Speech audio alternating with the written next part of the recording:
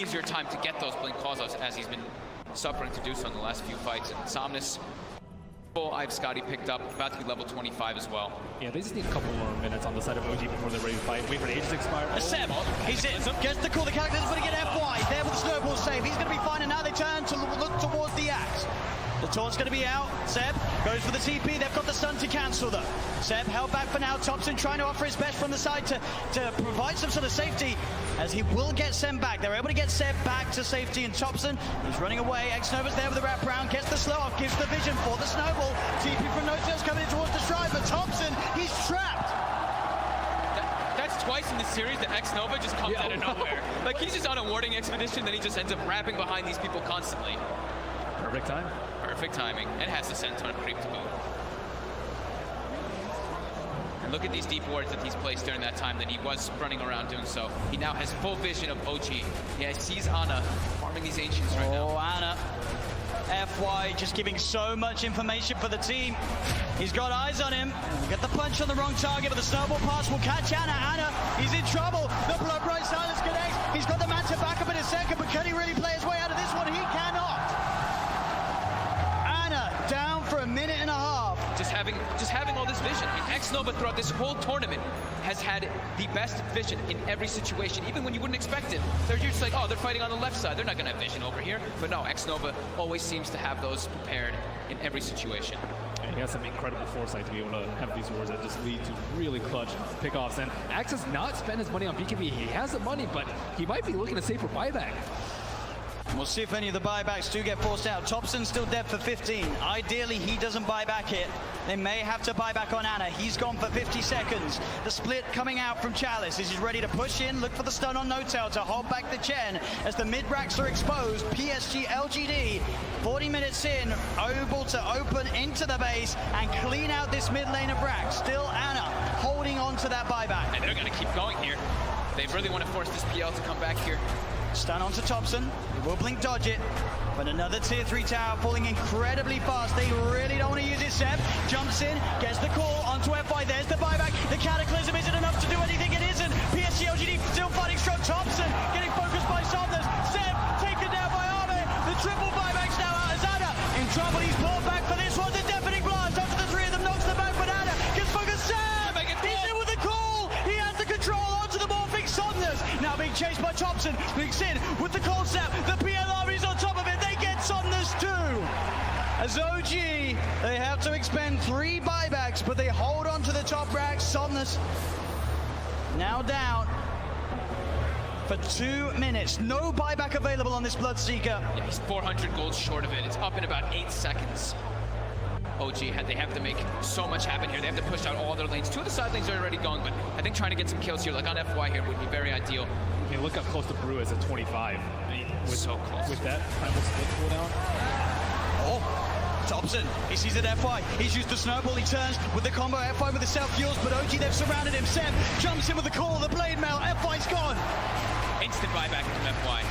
Still that scary, scary time for LGD. 75 seconds without Somnus. OG have the full 5-man pushing in all 3 lanes at the same time as they approach LGD's base. I don't even know if I give a head for this team fight. The LGD are up in goal, but no blood take up to 60 seconds. This could be disastrous. He's got a full BKB on Seb as well. Chalice really wants to hit level 25 before he pops that primal split. So close. Just got to be careful, Seb. Looking for that blink initiation. Chalice is stepping back. Grabs, they give him the tome. He needed like 5 experience and they gave him the tome just to make sure that he gets it anyway. Just playing as safe as possible here. Looks like OG don't feel that the window is big enough for them to push in whilst this Bloodseeker's still dead. They'll back away. They can't count. They bought back 3 heroes. They weren't able to get any T3s, and there's no Roshan up yet. Big Daddy No-Tail's praying for a Roche right now so they can get that refresher, but it's not going to be out. And maybe will dodge a bullet. At least they got a good amount of economy off that, right? It was up to a 15k gold advantage, and they chunked it down to 7. Same thing with experience.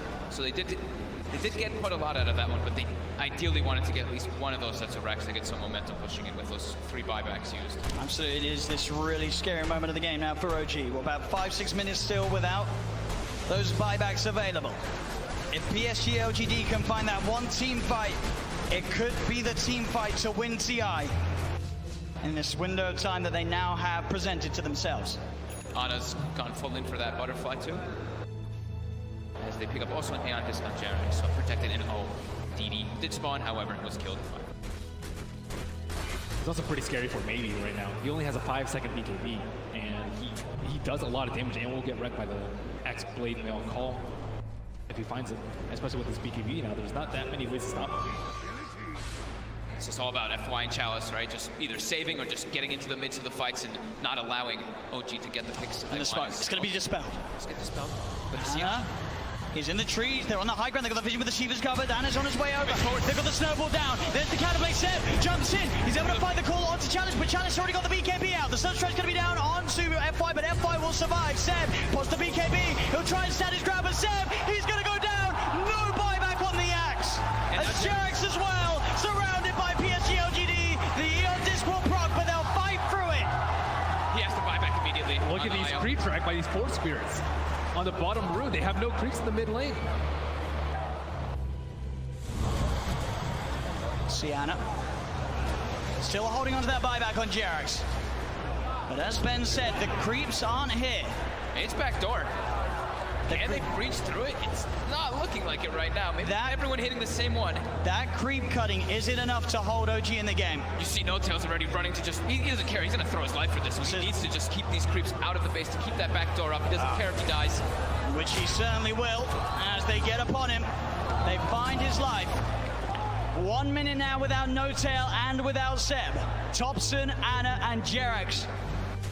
The only three heroes that can offer their defense during this final minute, this final stand. Jarex is really trying to hold on to his buyback.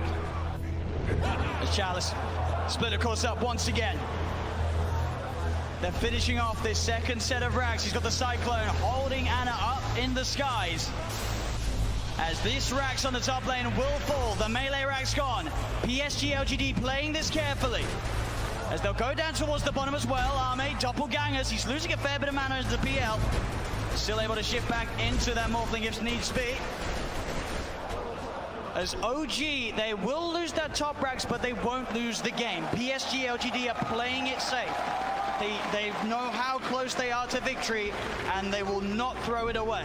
And they know that the Rosh is probably respawning pretty soon, and it actually is up, so that is that refresher shard. They already have pretty much infinite primal splits up anyway, but they feel very confident here. They weren't able to de-ward that ward in the mid lane, so it looks like they are going for a Roach fake out.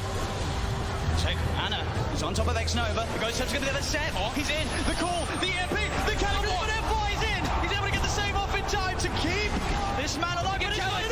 Chalice is down. Buyback from X-Nova and Chalice. FY with the Invis. Somnus looking to get involved. Pots the BKB to get over the ice roll. They get on top of Seb. Seb's in trouble. Seb's gone. The axe down once again for 90 seconds. As now FY giving them the vision, but they see him. Got the doppelganger to jump away from the snowball over to Thompson, the self-fuels. FY trying to buy time for the rest of LGD to come in. Again, up into the air. Arme straight on top of No Tail. FY will fall. Arme looking towards No Tail. No Tail pops the hand of God, but No Tail beaten down by Arme and Somnus. Chalice gets the primal split off as Ana. He's been left behind in Thompson. He's got to do something incredible in terms of the combo. Can he find the angle? Jarex coming in, keeping Ana alive. Ana with the doppelganger. The Deafening Blast comes out onto the two of them. Ana trying to go in, looking for the kill. Can he find it in time onto X-Nova? He's on top of him, trying to beat him down. Ana again with the doppelganger, now retreating back towards the base. As X-Nova will survive. Jarex back in, the combo. Meatball down onto Chalice, but Chalice is so tanky. Pops the Shiva's gone. He's on top of Jarex. Jarex is gone. Ana as well. Can he really fight back against the Somnus, and X-Nova are so low? As the buyback for Jarex comes in, he's healing Ana back up. That buyback could set them up for the kill on X-Nova. The cold snap down onto the treasure. They find him. Arme, he's out of mana. He's starting to shift into the strength, but he's surrounded. OG, can they find the ball? They can! OG are still in the game. Arme buys back immediately. But now it's PSG LGD's turn to be without two of their supports. Seb's going to be back up in 8 seconds. Oh my god, that buyback from Jarex onto that shrine, being able to save Ana, but Ana also toying with them with that doppel. He sent the illusion. They thought that was the real one. They actually couldn't finish him off, even though they got the thirst vision of him for a second. With the level 25 talent on the doppelganger, it's really hard to kill. Seb. Yeah. He's looking straight for the play. Can he find Somnus? He's hunting. Somnus, he's there, Seb. He'll see him. Oh! Doesn't get the call though, and now Seb. He'll be ruptured. They're looking at him, but Anna, he's straight in on top of Somnus. Somnus puts the BKB. Anna again with the double gather. They see Cataclysm coming out. And Somnus still alive. Anna will be able to force him away. They've got the hex. They've got the control. They're on top of him. Can they kill him in time? They can. Chalice got for 2 minutes. And Seb, he's finding, looking for Ame. Big Daddy No-Tail gets the penitence out. Only onto the illusion though. Ame able to waveform up to the high ground.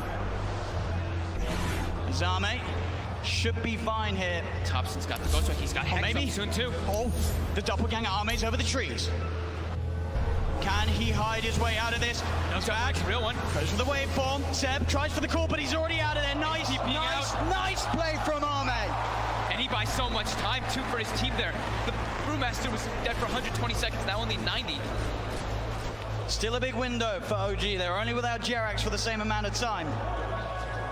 And that lead that PSG LGD had, it is going down a little bit. Only 4K, 5K at the moment with these last few fights. Obviously the 25 is now coming out on OG. Thompson's into the pit. What a timely DD coming out for him too. I don't think they expected to be taken out as fast. He's almost able to solo it with the help of these summons. And that's a refresher shot. There's no way to get this. There's no way LGD can. Oh, and the Seb level 25 too. That extra Berserker's Call AoE. It catches people out. They don't expect it. It does not feel like OG Q-Rex that. Yeah. The Berserker's Call now is, I mean, the AoE is massive. really massive now when you have that talent. It's so hard to play against. Can PSG LGD do it? They've got the Basher now for Somnus. For just a 2K lead with those last big comeback plays from OG.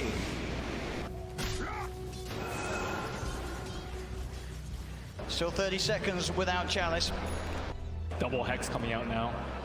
Thompson and these 5-second BKBs. Yeah, I mean, they were crushing with their BKBs. Being spotted out. Got the vision. They're on top of it. Thompson, he's in trouble. The Nullify comes out, but he got the Ghost Walk off as well as the Hex in time. Now, Somnus turns out, the blood runs down. Thompson!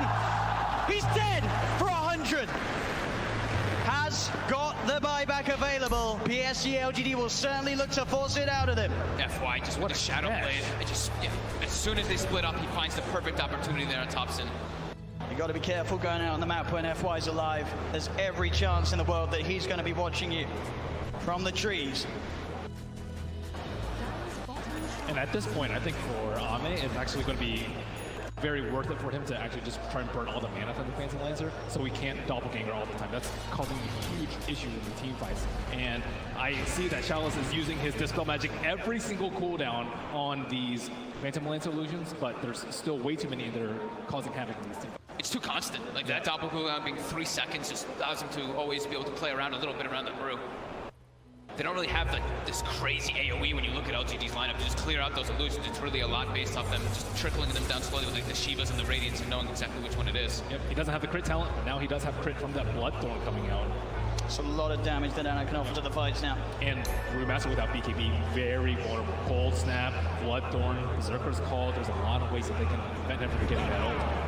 He just commits it from the back, just to be careful. Make sure that he can get it off and get some damage in onto the tier 3s. Anna's going to start to try and fight against these Primal Split Brewlings. He'll be able to find one of them. He has been silenced. He'll take down the Wind Panda 2 as well by the looks of it. There's only the Earth Panda prevails. Seb jumps, he gets the call onto the Panda, popping the BKB as well, so they won't kill the Brewlings off. They do force PSG LGD away long enough that Thompson does not have to expend his buyback. Thompson back in the game.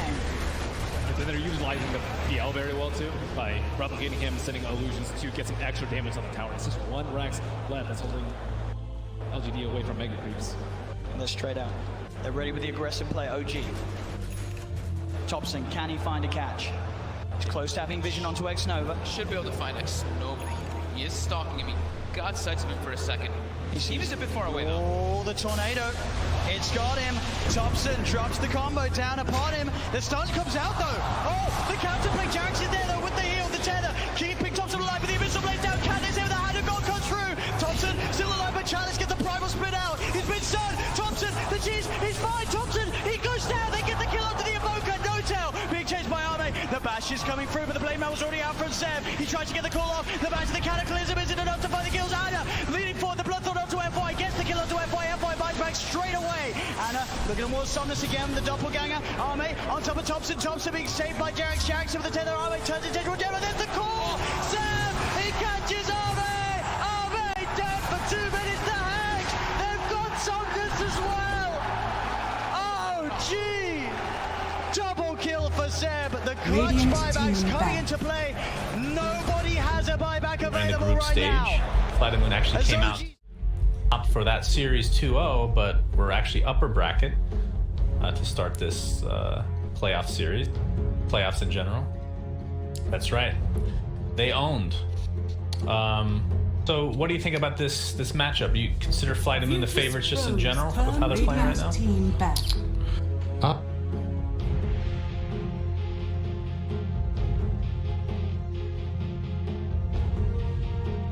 Nigma.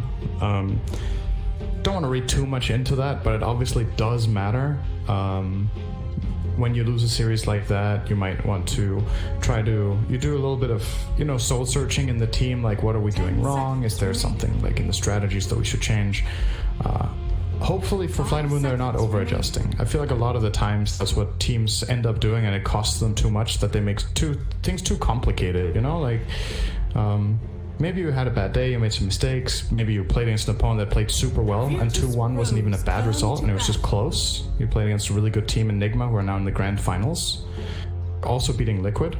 So I think you're still looking really good, and if you stick to your guns and you play well, you should be favorites. I think so. Fly to Moon are looking hot lately. It's good to see. Yeah. Doubt. We've talked about Viking kind of not coming out of nowhere, but they did well. Fly to Moon as well. First pick a Phoenix. I should mention in game 2 of their last series, VP actually picked Techies, and he actually went 9-5. Zayak did.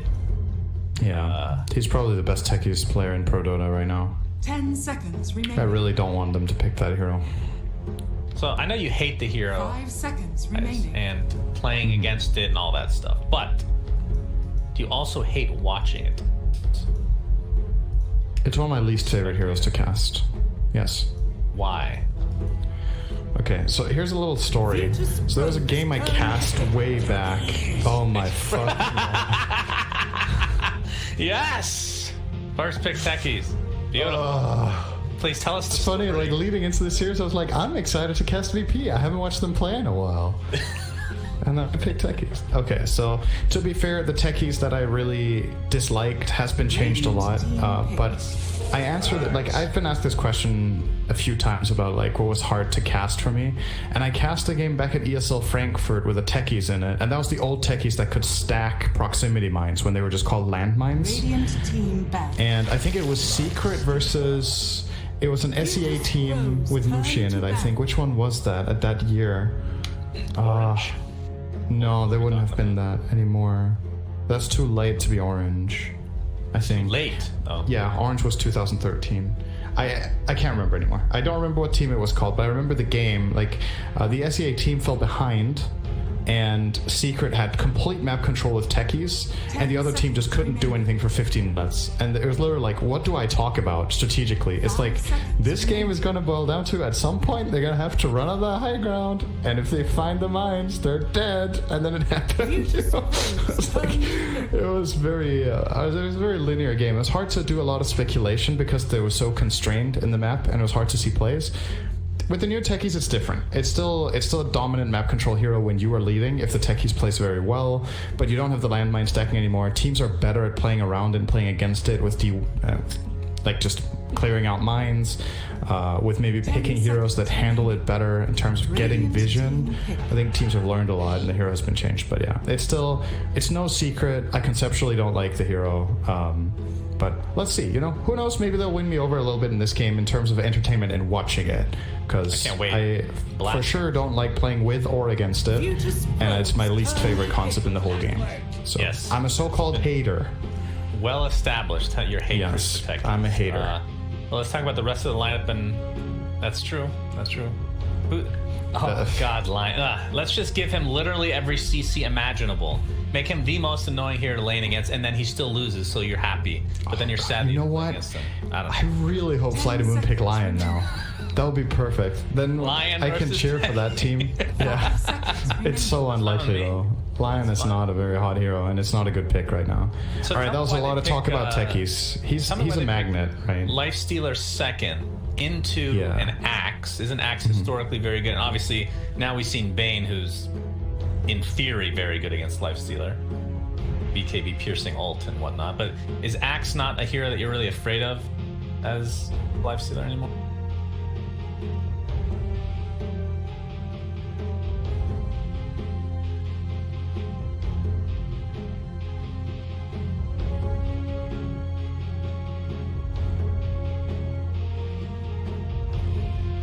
Radiant team pick. Juggernaut.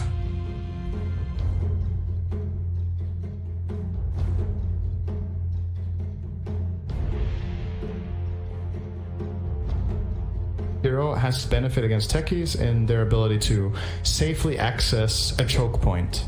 That is always Techie's biggest strengths, is when you go to a dangerous spot on the map and you don't feel safe. And Lifestealer is one of the heroes that can, like, for example, rage and go into the Roche pit. You put down a sentry and Lifestealer checks what's up, you know? It's very helpful. Bruh? Yeah. Happy to see pick the other Juggernaut. one. I feel like this is an underpicked hero. That's cool. Pick the Juggernaut. Alright, well, they already have 2 melees on Flight. I mean, obviously one of them, like you said, can deal with the mines to some degree. I feel like the next 2... I don't know, actually. Do you feel like you need more than 2, let's say, ranged heroes against the techies? Or is it just completely lineup dependent? Like, doesn't just having a tech as the end of the team dissuade you from picking range or from picking melee in a lot of cases? It's definitely a factor, but I don't think you need to overthink it. It's good enough to have like 1 or 2 heroes that can break the mines. The more important thing is having a way of obtaining vision, right? Like getting access to the area in the first place and then being able to fight. Because let's be real, when Techies doesn't have mines, he's a relatively, like, oh, relatively is probably a big word. He's a weak hero, just flat out, right? Like if Techies doesn't have mines, his contribution to team fights is usually just a blast off, and that's it, right? Like, what else are you going to do if you fight offensively? It's a lot harder, at least, to place good mines. Level 25, Cinderin, and he built for damage. Different story. That's a good right clicker. The point is, so Techies is so special because he is incredible defensively in a lot of situations and really bad offensively in a lot of situations, but can also be good offensively in a map control sense. And that's what you're playing on with Techies, is getting ahead, and then you just stay ahead with this insane, like, iron grip you have on the map, basically. I like this pick, though. We'll see if VP can get there. Makes a lot of sense. I mean, I can't stop thinking about the techies, so you tell me how else this works, but against the rest of the lineup as a whole. But it's good to have a ranged hero that can take down towers from afar and not putting yourself in a horrendous position. Pick overall. And these teams, I'm sure, have played each other not only that last best of 3 that we're discussing, but a lot. Probably scrimmed a bit, yeah. Arguably the 2 best teams in CIS right now. We'll see how good the new Na'Vi will fare, but they obviously set out this tournament because of rebuilding their roster, and Bait got their spot, and Bait no longer have that spot. But yes, Bait showed better form in this tournament than the last one, so it's good to see that they're improving, but there's still a way to go for them to really match teams of this caliber. Radiant team pick. Yeah. And this is a not to Death Prophet. Yules is a very common item. This is an amazing Yules game against Axe, against Juggernaut, in theory against Bane in some situations. Although you have the silence as well. Yeah, I'm liking this DP pick quite a bit. So we're getting to the last picks now. Storm and Lina taken out. So what does Flight of Moon need? They need, like, are any of these heroes an off lane? Phoenix and Clockwork? Or even Lifestealer? They could be. Phoenix is more than likely 5 and Clock is 4. So I do think they want to last pick a core. General likes the Death Prophet a lot, so he could play it, but so could Iceberg. The crazy pick here is one that allows both Iceberg and General to still play Death Prophet. So interchangeable in terms of lanes. Bit difficult to do though. You don't really know what this last pick from VP is going to bring, except that it's probably going to play aggressive. Oh wow, that was not what I expected. But you know what? That's see, this is a mindset pick. I want to call it. You know, like the enemy team has techies. You're gonna farm. Let's get in power. Let's kill some creeps. Not that the VP was. It's a slippery slope though. But it is a good couple maybe. with techies in theory. But this is obviously an accelerator for Lifestealer, if nothing else. It's a slippery slope though, because if VP get ahead, Empower doesn't matter, and you're leaving yourself a bit vulnerable to getting attacked when you pick a lower hero like Magnus. And VP are going to jump on that with a TA, so try to play fast, get a hero that scales and gets ahead. So is this an off-lane DP with Magnus mid? That's what I'm assuming, because Magnus off-lane sounds awful. I think DP will go against TA. It's not a bad lane for DP. That's one of the better I was going matchups. to ask. Against DP, yeah, that makes sense. Oh, still Iceberg on the mag. We'll see. I mean, they could switch up where they actually play, because Iceberg always goes mid, doesn't he? Almost always, anyway. But every time we'll see. Yeah, every time we've cast, he's definitely gone mid. All right. So the question, do I even need to ask you? I mean, just the techies alone. Just because I don't like techies doesn't mean I can't like the draft more. Like, you can dislike a hero and still think it's the better draft, I right? know where this is going, though. What lineup do you like taking away the teams? I don't know. I'm not feeling this Magnus. I know where they're coming from, but I don't think this is what they should have done. I actually think... Dude, see, this is hard, because if you tell me don't look at the players, I'll probably pick Radiant because nobody knows how to play techies.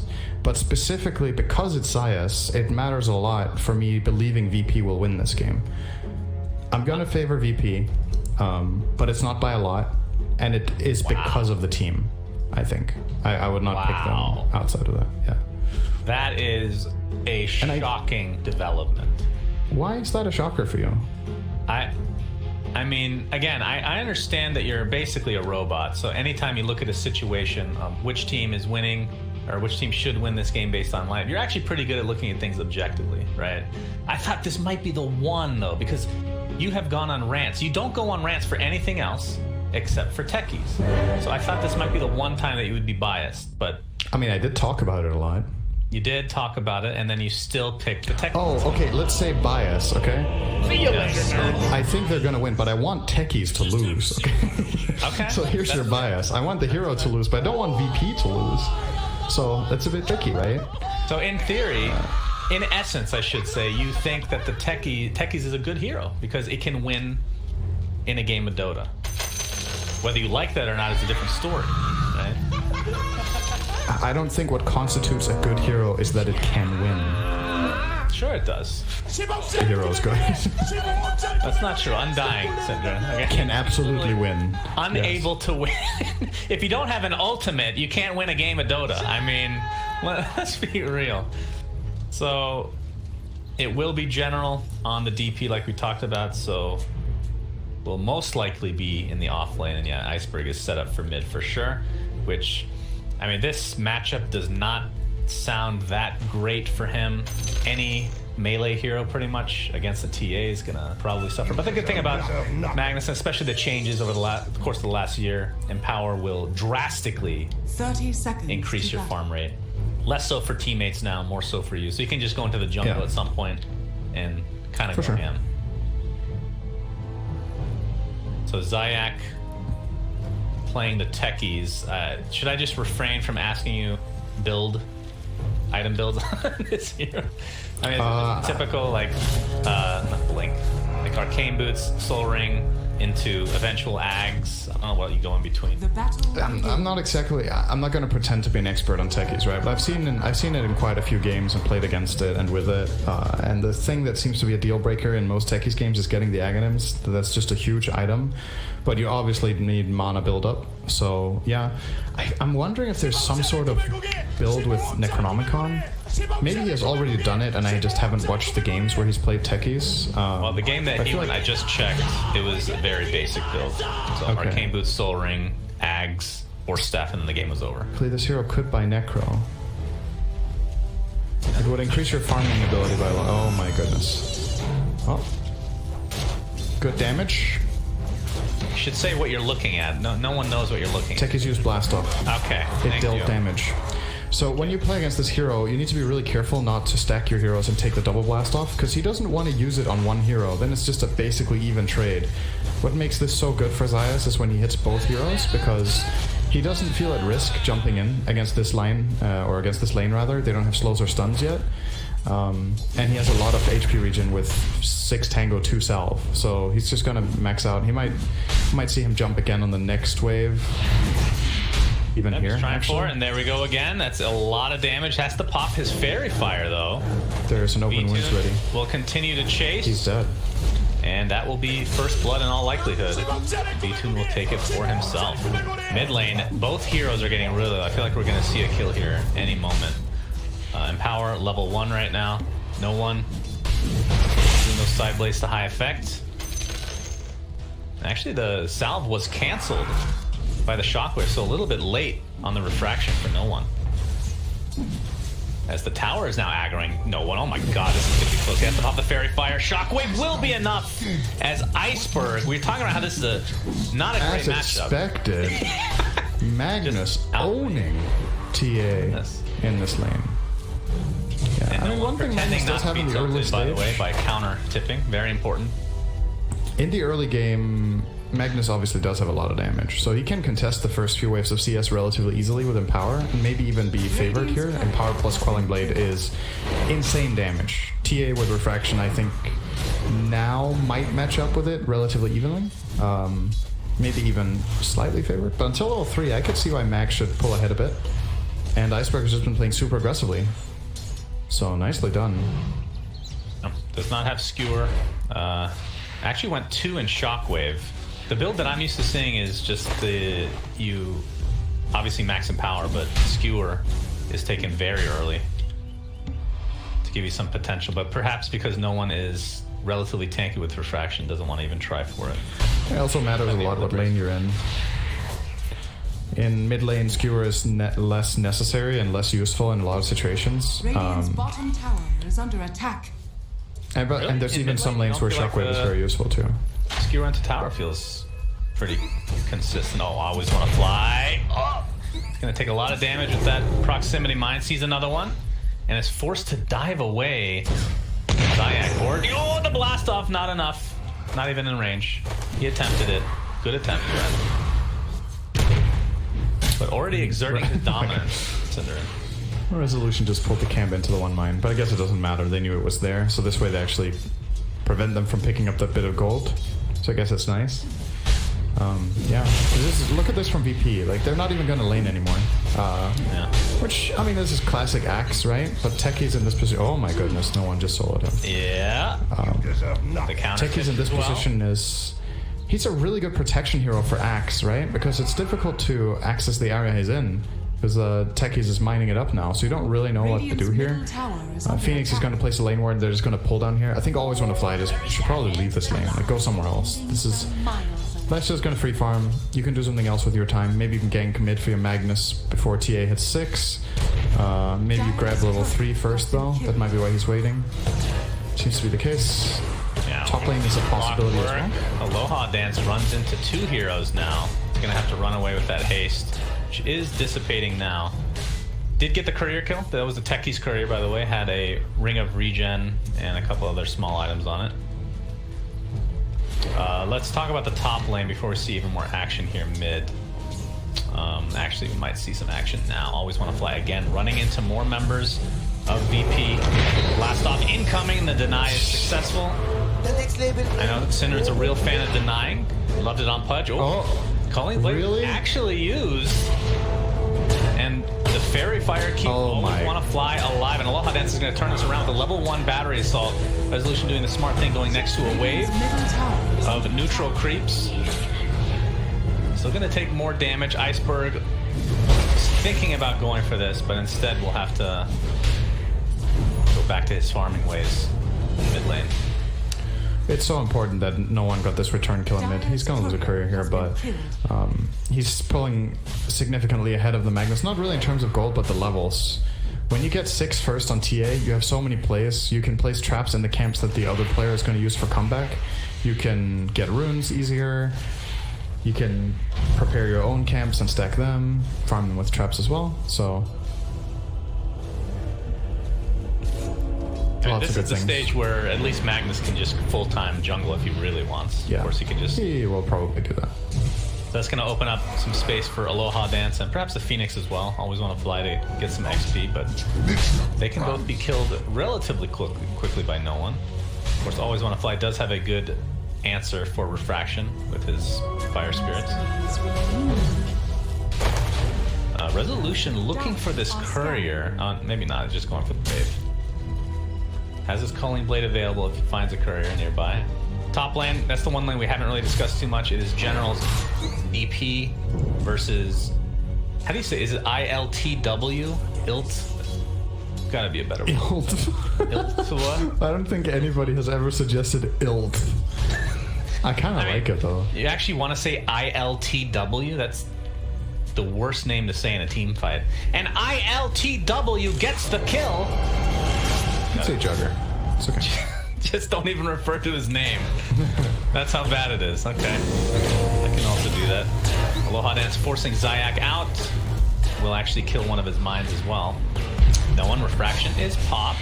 Might turn this around. Aloha Dance is going to attempt the TP up his last time. Incoming! And down he goes. And he gets a Royal Jelly for his troubles.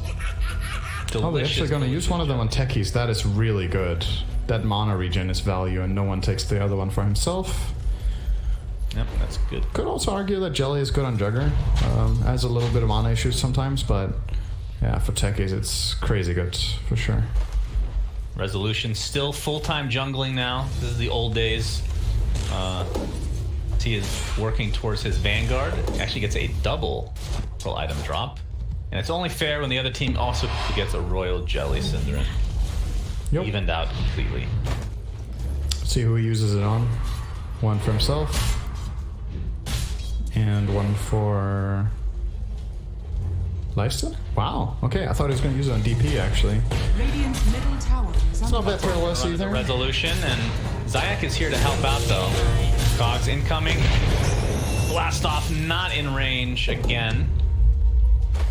I mean, I do agree that the change, I mean, I know this has been years at this point, the changes to blast off and whatnot, but the original kill, I think it was just called Suicide Squad.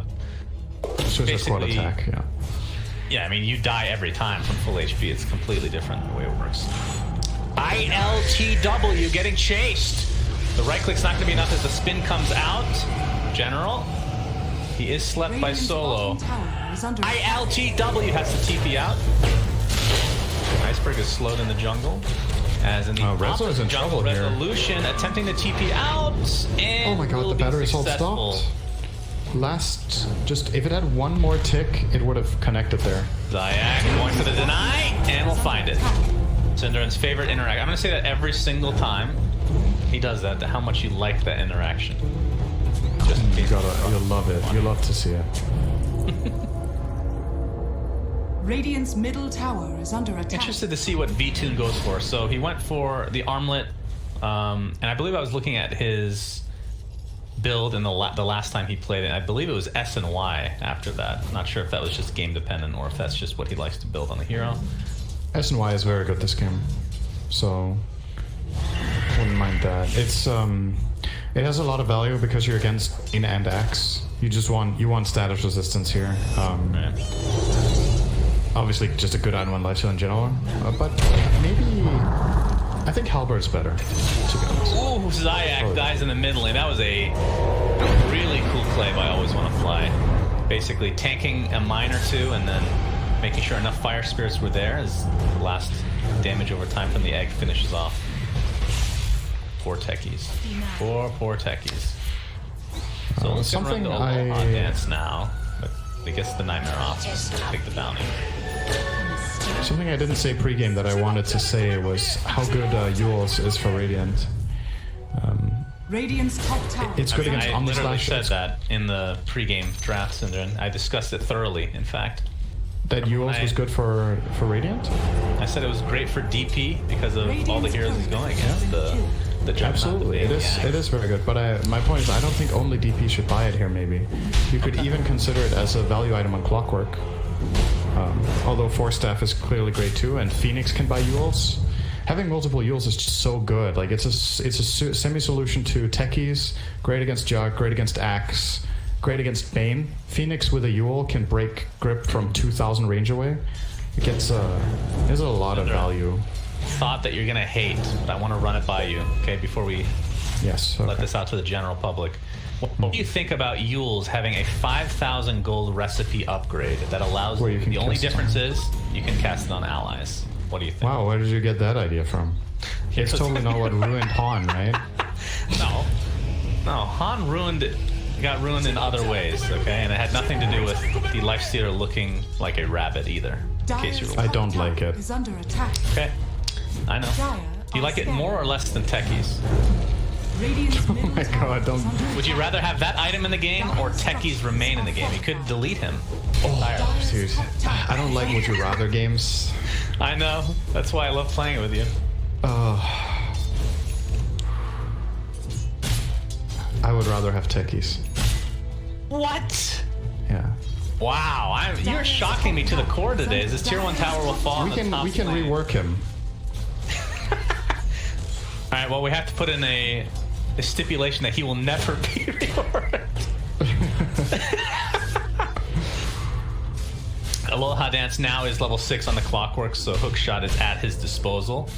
We talked about the Vanguard on Resolution. It's been done for a while. He's actually getting relatively close to Blink Dagger as well. Always want to flag. Running into Zayak. Solo's going to scare him off. Brain Sap.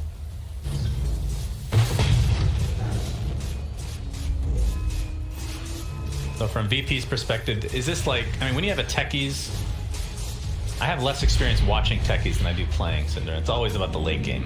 Is that always the case with VP picks it, or? Not really. I think Techies is a bit misunderstood when people say it's all about turtle and all you do is just farm forever. But I do think the aggressive Techies players take a lot more experience and is way harder, but it's also the way you truly win games most of the time. Like building your entire strategy reliant on the enemy team making mistakes just gets less and less successful the better the teams get, right? Like you need to build your strategy on you being able to break them, not them breaking themselves.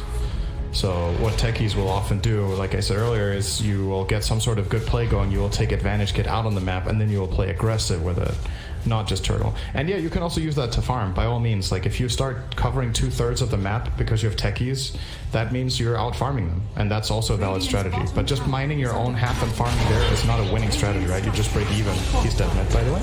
Yep. Gets hookshot plus general. He might pop the ghosts here. Just thinking about it. There we go. Yeah, there we go. Fortification spot pretty much instantly bottom lane. We might have a gank attempt onto V2, he does have Infest, but he's going to get gripped, and there's no creeps around him. Does have Rage up, but the Culling Blade, and that was a full duration Phoenix Grip, and they needed every second of that. And that means the Blink Dagger is going to be online for Rezo. Tier 1 tower will fall. It's actually just going to TP back for it. Radiant's bottom tower has fallen. Well, 2W will cover mid a bit, but not that well, actually. This is... I'm surprised how much VP are giving up here. They lost 2/3 of their tower there. It already took some damage beforehand, but General got really good value out of that on the mid tower. Bottom tower is under attack. Dire's top tower is under attack. No one, of course, has the Deso and very close to a Blink Dagger. This would definitely set him back if they're able to get this kill. Hookshot will miss, though.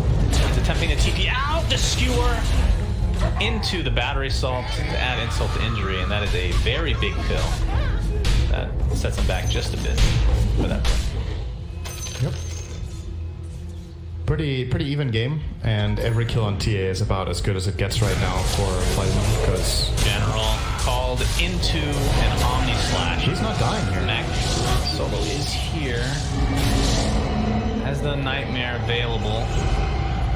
This is going to be completely turned around, as you're right. General is a mega tank. Oh, this is a good Sunray. Has to be slept. Well, RP is going to completely whiff, though. They are going to get resolution. Battery assault slowing down. ILTW. I take it back. I really like that name. Yeah, you've found a way of making it likable for you and nobody else. That's... We have the on the Solo. He's gonna Nightmare up, but the Rage into the right clicks should be enough, and it is. Did lose the clockwork though. Another mine claiming a victim. Dire's But it'll be a tier 1 tower, so Flight of the Moon will be quite happy with that exchange. 4K lead now. It's a pretty substantial one too. You're playing Radiant, you have a lineup that can Roche, you have really strong team fight. As long as Techies doesn't get to mine around Roche, you should be inherently favored in basically any fight there for a while. So maybe we're going to see Lifestealer. Nope, he's not getting Death, so he's going for AC first, but even that would be enough to Roche probably with the right protection and DP ulti. So should be on the menu here for Flight of Moon. And they're probably feeling pretty confident in this game. They're like, okay, like the early mid game went well. We've taken 2 good towers. Our mid tower is healthy, which gives us a great access point to Roshan. All they need to make sure is that Solo doesn't find some really good kills with Grip, and I don't think Lifestealer will really die. It's hard to kill him with anything else. Yep, Right? indeed. CIS finds... Yep. Jeez, anytime we miss a kill, it's because Techie's got one. V-Tune is going to get gripped, but silence immediately from General. But the counter initiation from Resolution, beautiful call. But the Infest is going to keep the Lifestealer alive. This is going to be a turnaround. The egg comes out. The Cogs resign Solo to his death, and General will continue the pressure. He's still infested. They can catch up. This will be very difficult to catch up, and they will just call it a day. So in the end, it's really, if you think about it, Magnus died on the other side of the map, but it's a 1-for-1 and not in favor of Flight of Moon in terms of core for support. And it's Sure enough, they used Exorcism and Supernova. That was a big deal. Like, they threw some big spells out of the window there. Kind of is a possibility for VP to get Roche, to be honest. Like, knowing there's no Exo and Supernova makes their team fights arguably better. They might find General here, though. They do have 2 daggers. We're gonna back off. Really want him. And this Blade Mail will be good for Resolution, especially against the likes of DP. Solo has to try to Nightmare and run, and looks like he'll be successful. His Tranquils Radiant's middle helping him out in that tower is under department. attack. Yeah, you're right. I mean, the Death on no one means that BP can take Roche, technically speaking, but feels like maybe they waited a little too long here. Yeah, I mean, if you wait this long, the spells are going to be up again. 30 seconds for Supernova, so they weren't interested in trying it. They're going to get a Clockwork kill. Dunzo. Bonk. Always want to fly. Did TP, but it's going to be to no avail, as outposts are now split, and we are coming towards the 20-minute mark where that's a bit more important. And you mentioned the AC being built here for V-Tune. He actually has a heart queued up after. Wants to get as tanky as possible, which against the Techies makes a hell of a Classic item against Techies. If you survive the explosion, you heal up fully. It's extra value on Lifestealer because of the... obviously. He lifesteals a lot. It's getting perpetually slowed from this Echo Saber. Shockwave is up, and last strike click to go. Took a lot longer. Usually when I see Solo is like position 6, everybody jokes about that. He typically dies really fast in there, but that was one of the rare, like, super slow, painful deaths for him. Oh, that's a good call. On to 2 heroes. Looks like Iceberg's gonna... Oops, he actually faked the ult. Will actually use it and will die pretty much instantly with Calling Blade, but it'll be a trade as no one's stuck inside the cogs and the egg used to full effect. Found him wanting. So really an even You're trade okay in with that terms as of VP. mid versus mid. Like, yeah, you lost your TA, which isn't great, but the counterplay looked pretty rough, and then we had some big side steps. This would make it worth it. Sure. Speed boost He's from really that good. Infest. Aw, dance. Will be killing his best friend in Resolution. At least they used to be. Maybe things have changed. That was from the Empire days, so it's actually been years. It's probably completely out of date. Anywho, ILTW, haven't talked about him in quite a while. I've been avoiding his name. Picks up the invis. Has the Manta. Will be going for a Diffusal Blade, it looks like, and into a Scotty, potentially. What are your thoughts on that?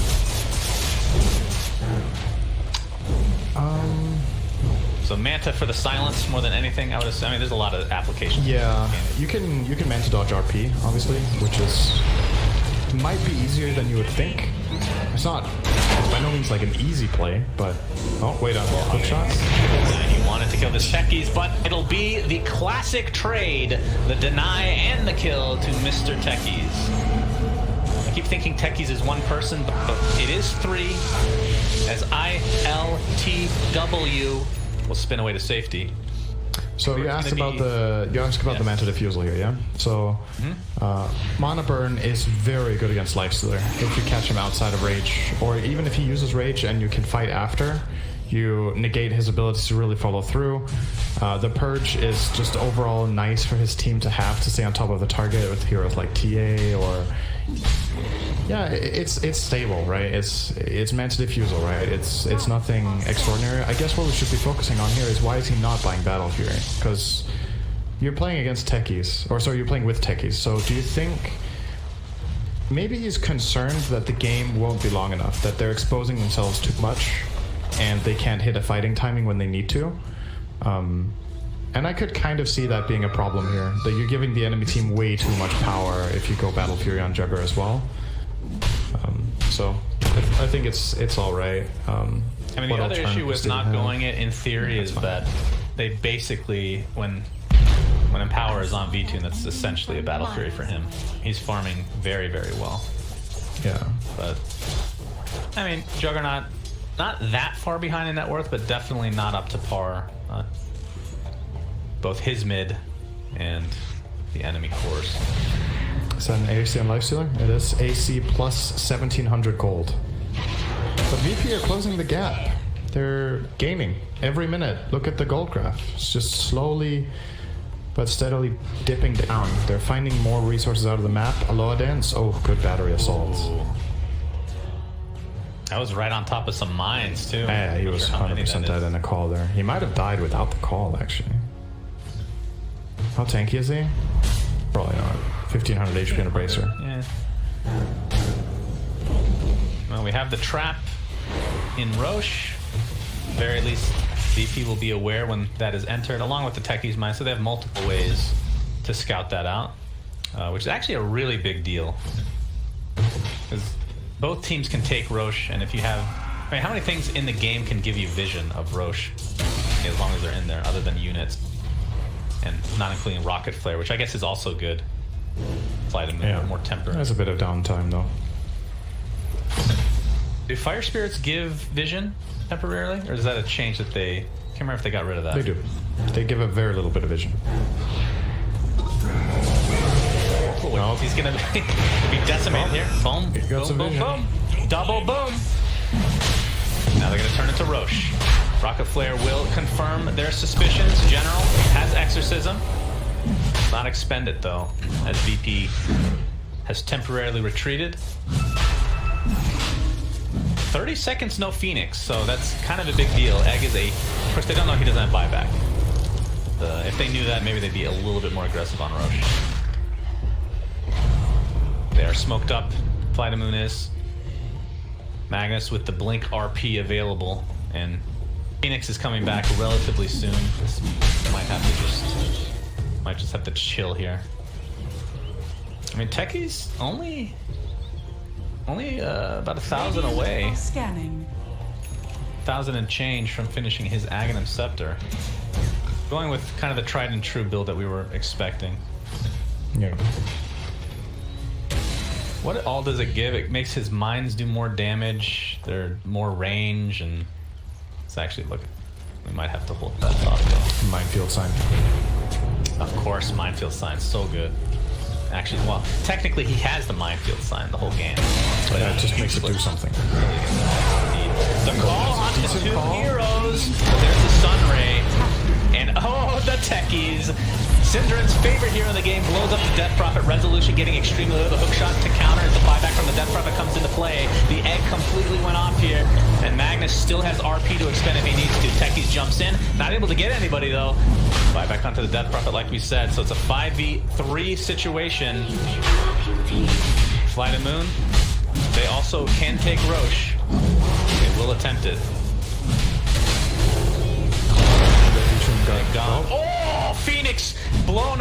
techies during a dive, but it's not gonna do anything with the Roche. The Roche will still go the way of Fly the Moon. The big thing here is the rage coming out from Lifestealer during that call. If he doesn't get rage off, they both get pulled into the mines, and that was obviously what the Resolution was going for there.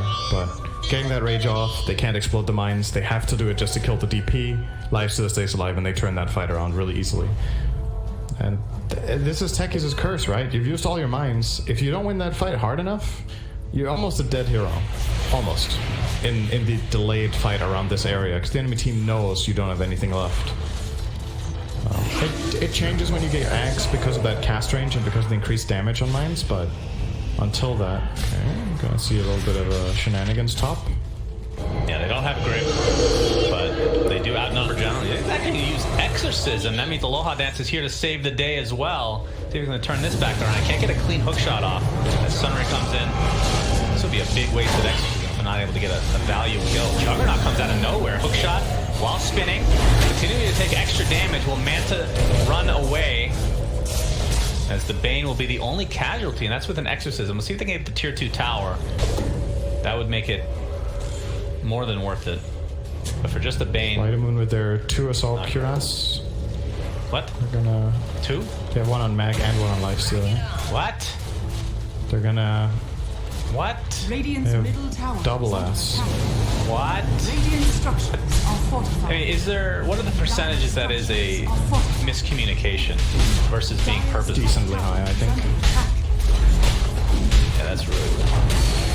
I mean, Either it's still expecting to die. One of them is expecting it's one of to the die. items where, I mean, it's like, yeah, you buy 2 of that. It's one of the least punishing items to have 2 of because the item inherently just by itself is so good, right? But it's by no means is it good, but it's less bad than having like double mech, I would say, like overall, for example. Yeah. Even like that's probably the worst one, right? I gotta get a tier 3 and a Rax, despite VP having basically everybody but Bane. Resolution not looking to try to defend this, interestingly enough. ILTW is still bottom farming. Huh, why would they... Okay, you're gonna have to explain this to me. Have they used Omni Slash yet? 28 minutes? Yeah, they have once. They have? Yeah. Okay. At least once, maybe twice. I feel like the majority of initiation or initiative I've seen from them has been Axe plus Techies, actually. And a couple of Bane Grips. Radiant's bottom they have not used Jugger very much. Now they're gonna try. There's a call. Jump in from Rezo. With no follow-up yet. Nightmare is used on Iceberg into the grip. See if they can cancel it. Looks like it's going to be a relatively long duration. But Solo will be eventually walked up upon. And yeah, the Aegis as well. Oh no, they blew up nothing. Well, they had a sentry. They had sentries. This is going to open it up for Fly to Moon just to continue down this mid lane. There's no reason to stop. A full heart now on V-Tune. He is very difficult to take down. Even with the double AC, it's a punch in the face to your opponent, beating them potentially with 2 items that do not stack. That's how good we are. We can beat you. We can all buy the same items. The 3 tower will fall. Okay, Omni Slash is up. Everything is up basically for VP as the Exorcism is popped. They're gonna find the easy kill on Rezo, who's inside the cogs, has no buyback, and this will be a second lane, if not more. The VP defense, like the first defense top, which was non-existent, I don't understand that one. Even with the Aegis, they're just gonna call it GG. It was an even game, and all their Exorcism was down. I'm really confused by that top fight, Syndrome, that sped into this eventual end of the game. Think of this. Think of it like this. Like, how are they supposed to take that fight? The enemy team is nicely spread out. Your only catch is Axe because Bane is dead. Your Techies has 0 mines set up. So you have a Jugger and a TA and an Axe that can jump 1 guy, and you're fighting into a full team fight combo with Aegis in front. I don't know if they could take that fight. I actually think the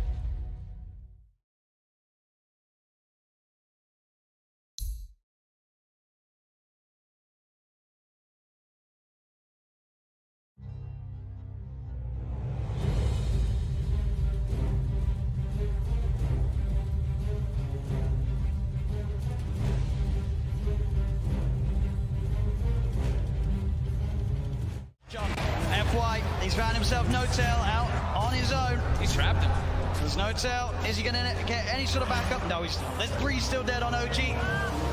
There'll be a slow and painful death here for No-Tail as Zame comes in for the kill secure. And I love the way that Chalice popped his BKB super early in that fight. He's so, I just need to get my ulti off, and he cast it at a very safe range. He didn't wait for the last second of his BKB. He's not very greedy. I think that's a lot of the reason why they've been winning these team fights. Seb has been struggling, still about 1,000 gold away from his BKB. I mean, yeah, this Brewmaster is a display of perfection, really. It's the highest level in the game with his Bloodseekers. And doing a ton of damage. One of the most damage in the game as an offlaner. Now has full Shiva, so even more ways. He's pretty much itemized entirely just to be like, Ana, I'm ruining your game. I've got Radiance, I've got Shivas. You're going to struggle so much in these fights as Phantom Lancer. Eric's did his best to keep Ana alive, but Ana wasn't able to do damage because of his rupture. He wasn't that low on HP, but still can't run around. Seb. Oh, I'm just going to this here. Got to be Watch careful Jerax. who shows up top. Indeed, Jerax is going out on his own. He doesn't expect Zame to have this invis rune. And Zame will show himself. Jerax goes across, but Somnus is there. Somnus not messing without rupturing. No mercy. They're feeling very confident now at this point, getting these very advantageous team fights as well as getting kills on the split push too. Thompson though, we'll find X-Nova. Seb, and as well, between the two of them, they'll take down the support edge. FY's going to come in though. He hasn't got anyone else with him at the moment. It is just FY, so just playing around with Seb. He has no help around at all, and he's still just making Seb's life miserable. He's toying with him. He's just making him not be able to come back. Look, they're already starting to rotate this Brewmaster and Bloodseeker too, and FY, he's ready to look for Seb. Seb's got to get out. Oh, Seb. As indeed FY, the patience keeping that control on Seb, buying time for Chalice to come in. Ana is going to look towards the Tusk. Chalice is now there, does have Primal Split available if he wants to look to take this fight. Somnus coming in as well. As Ana, Seb look to hide in the trees. Can they get out of it? Ana's got a TP available. He's into the trees. He's going to show himself in the lane though. They're going to continue to head over. They are going to see Seb make it out in time. They don't have a stun. Ana, can he get out as well? He can. OG will avoid that rotation from PSG LGD. FY is just so obnoxious there, following Seb for over a minute, just stalking him, trying to have his team come over. So that's about, a minute without Aegis being used for LGD. They have 2 minutes left, I would say, to capitalize on this Aegis. Oh man, looks like he is level 50. Pretty much back to a 50-50. PSG LGD 2-1 up at the moment in this best of 5 grand finals. 1 game needed to secure the championship title. And at this point, they are ahead here in game 4. No-Tail hasn't had time to gather a full army of Ancient Creeks. Right now, he just has the Ancient Black Dragon. You really want those other auras when you're at a big disadvantage in the team fights already. Yeah, it's tough though, because Jerax doesn't want to be following around his Chen, giving him the Aghanim, so. As Thompson, he does have a Lincoln Sphere picked up, and they should have the BKB finished on Seb too. So that'll give him a little bit easier time to get those blink calls as he's been suffering to do so in the last few fights. And Somnus, full I've Scotty picked up, about to be level 25 as well. Yeah, they just need a couple more minutes on the side of OG before they're ready to fight. Wait for the Aegis to expire. Seb, he's in, gets the call, the characters, but again FY, there with the snowball save. He's going to be fine, and now they turn to look towards the axe. The taunt's going to be out. Seb goes for the TP. They've got the stun to cancel though. Seb held back for now. Thompson trying to offer his best from the side to provide some sort of safety, as he will get Seb back. They're able to get Seb back to safety, and Thompson, he's running away. X-Nova's there with the wraparound, gets the slow off, gives the vision for the snowball. TP from No-Tail's coming in towards the Shrine, but Thompson, he's trapped. That's twice in the series that X-Nova just comes out of nowhere. Like, he's just on a warding expedition, then he just ends up wrapping behind these people constantly. Perfect time. Perfect timing, and has the Senton creep to boot. And look at these deep wards that he's placed during that time that he was running around doing so. He now has full vision of OG. Yeah, he sees Ana farming these Ancients right now. Oh, Ana. FY just giving so much information for the team. He's got eyes on him. Get the punch on the wrong target, but the snowball pass will catch Ana. Ana, he's in trouble. The blood bright silence connects. He's got the man to back up in a second, but can he really play his way out of this one? He cannot. Ana down for a minute and a half. Just have just having all this vision. I mean, X-Nova throughout this whole tournament has had the best vision in every situation, even when you wouldn't expect it. They're just like, oh, they're fighting on the left side. They're not going to have vision over here. But no, X-Nova always seems to have those prepared in every situation. And he has some incredible foresight to be able to have these wars that just lead to really clutch pickoffs. And Axe has not spent his money on BKB. He has the money, but he might be looking to save for buyback. We'll see if any of the buybacks do get forced out. Thompson's still dead for 15. Ideally, he doesn't buy back it. They may have to buy back on Ana. He's gone for 50 seconds. The split coming out from Chalice. He's ready to push in, look for the stun on No-Tail to hold back the Chen. As the mid-racks are exposed, PSG LGD, 40 minutes in, able to open into the base and clean out this mid lane of racks. Still Ana holding on to that buyback. And they're going to keep going here. They really want to force this PL to come back here. Stun onto Thompson. He will blink dodge it. But another tier 3 tower falling incredibly fast. They really don't want to use it. Seb jumps in, gets the call onto FY. There's the buyback. The Cataclysm isn't enough to do anything. It isn't. PSG LGD still fighting strong. Thompson getting focused by Somnus. Seb taken down by Armin. The triple buybacks now out as Ana in trouble. He's pulled back for this one. The deafening blast after the three of them knocks the back. But Ana gets focused. Seb! He's in with the call. He has the control onto the morphing Somnus. Now being chased by Thompson. Blinks in with the cold snap. The PL army's on top of it. They get Somnus too. As OG, they have to expend 3 buybacks, but they hold on to the top rack. Somnus now down for 2 minutes. No buyback available on this Bloodseeker. Yeah, he's 400 gold short of it. It's up in about 8 seconds. OG, they have to make so much happen here. They have to push out all their lanes. 2 of the side lanes are already going, but I think trying to get some kills here, like on FY here, would be very ideal. I mean, look how close the Brew is at 25. I mean, So close. With that final split cooldown. Oh, Thompson, he sees it FY. He's used the snowball. He turns with the combo FY with the self-fuels, but OG, they've surrounded him. Seb jumps in with the call, the blade mail. FY's gone. Instant buyback from FY. Still that scary, scary time for LGD. 75 seconds without Somnus. OG have the full 5-man pushing in all 3 lanes at the same time as they approach LGD's base. I don't even know if I give a head for that with this team fight. The LGD are for goal, but no blood take up to 60 seconds. This could be disastrous. He's got a full BKB on Seb as well. Chalice really wants to hit level 25 before he pops that primal split. So close. Just got to be careful, Seb. Looking for that blink initiation. Chalice is stepping back. Grabs, they give him the tome. He needed like 5 experience, and they gave him the tome just to make sure that he gets it anyway. Just playing as safe as possible here. Looks like OG don't feel that the window is big enough for them to push in whilst this Bloodseeker's still dead. They'll back away. They can't count. They fought back 3 heroes. They weren't able to get any T3s, and there's no Roshan up yet.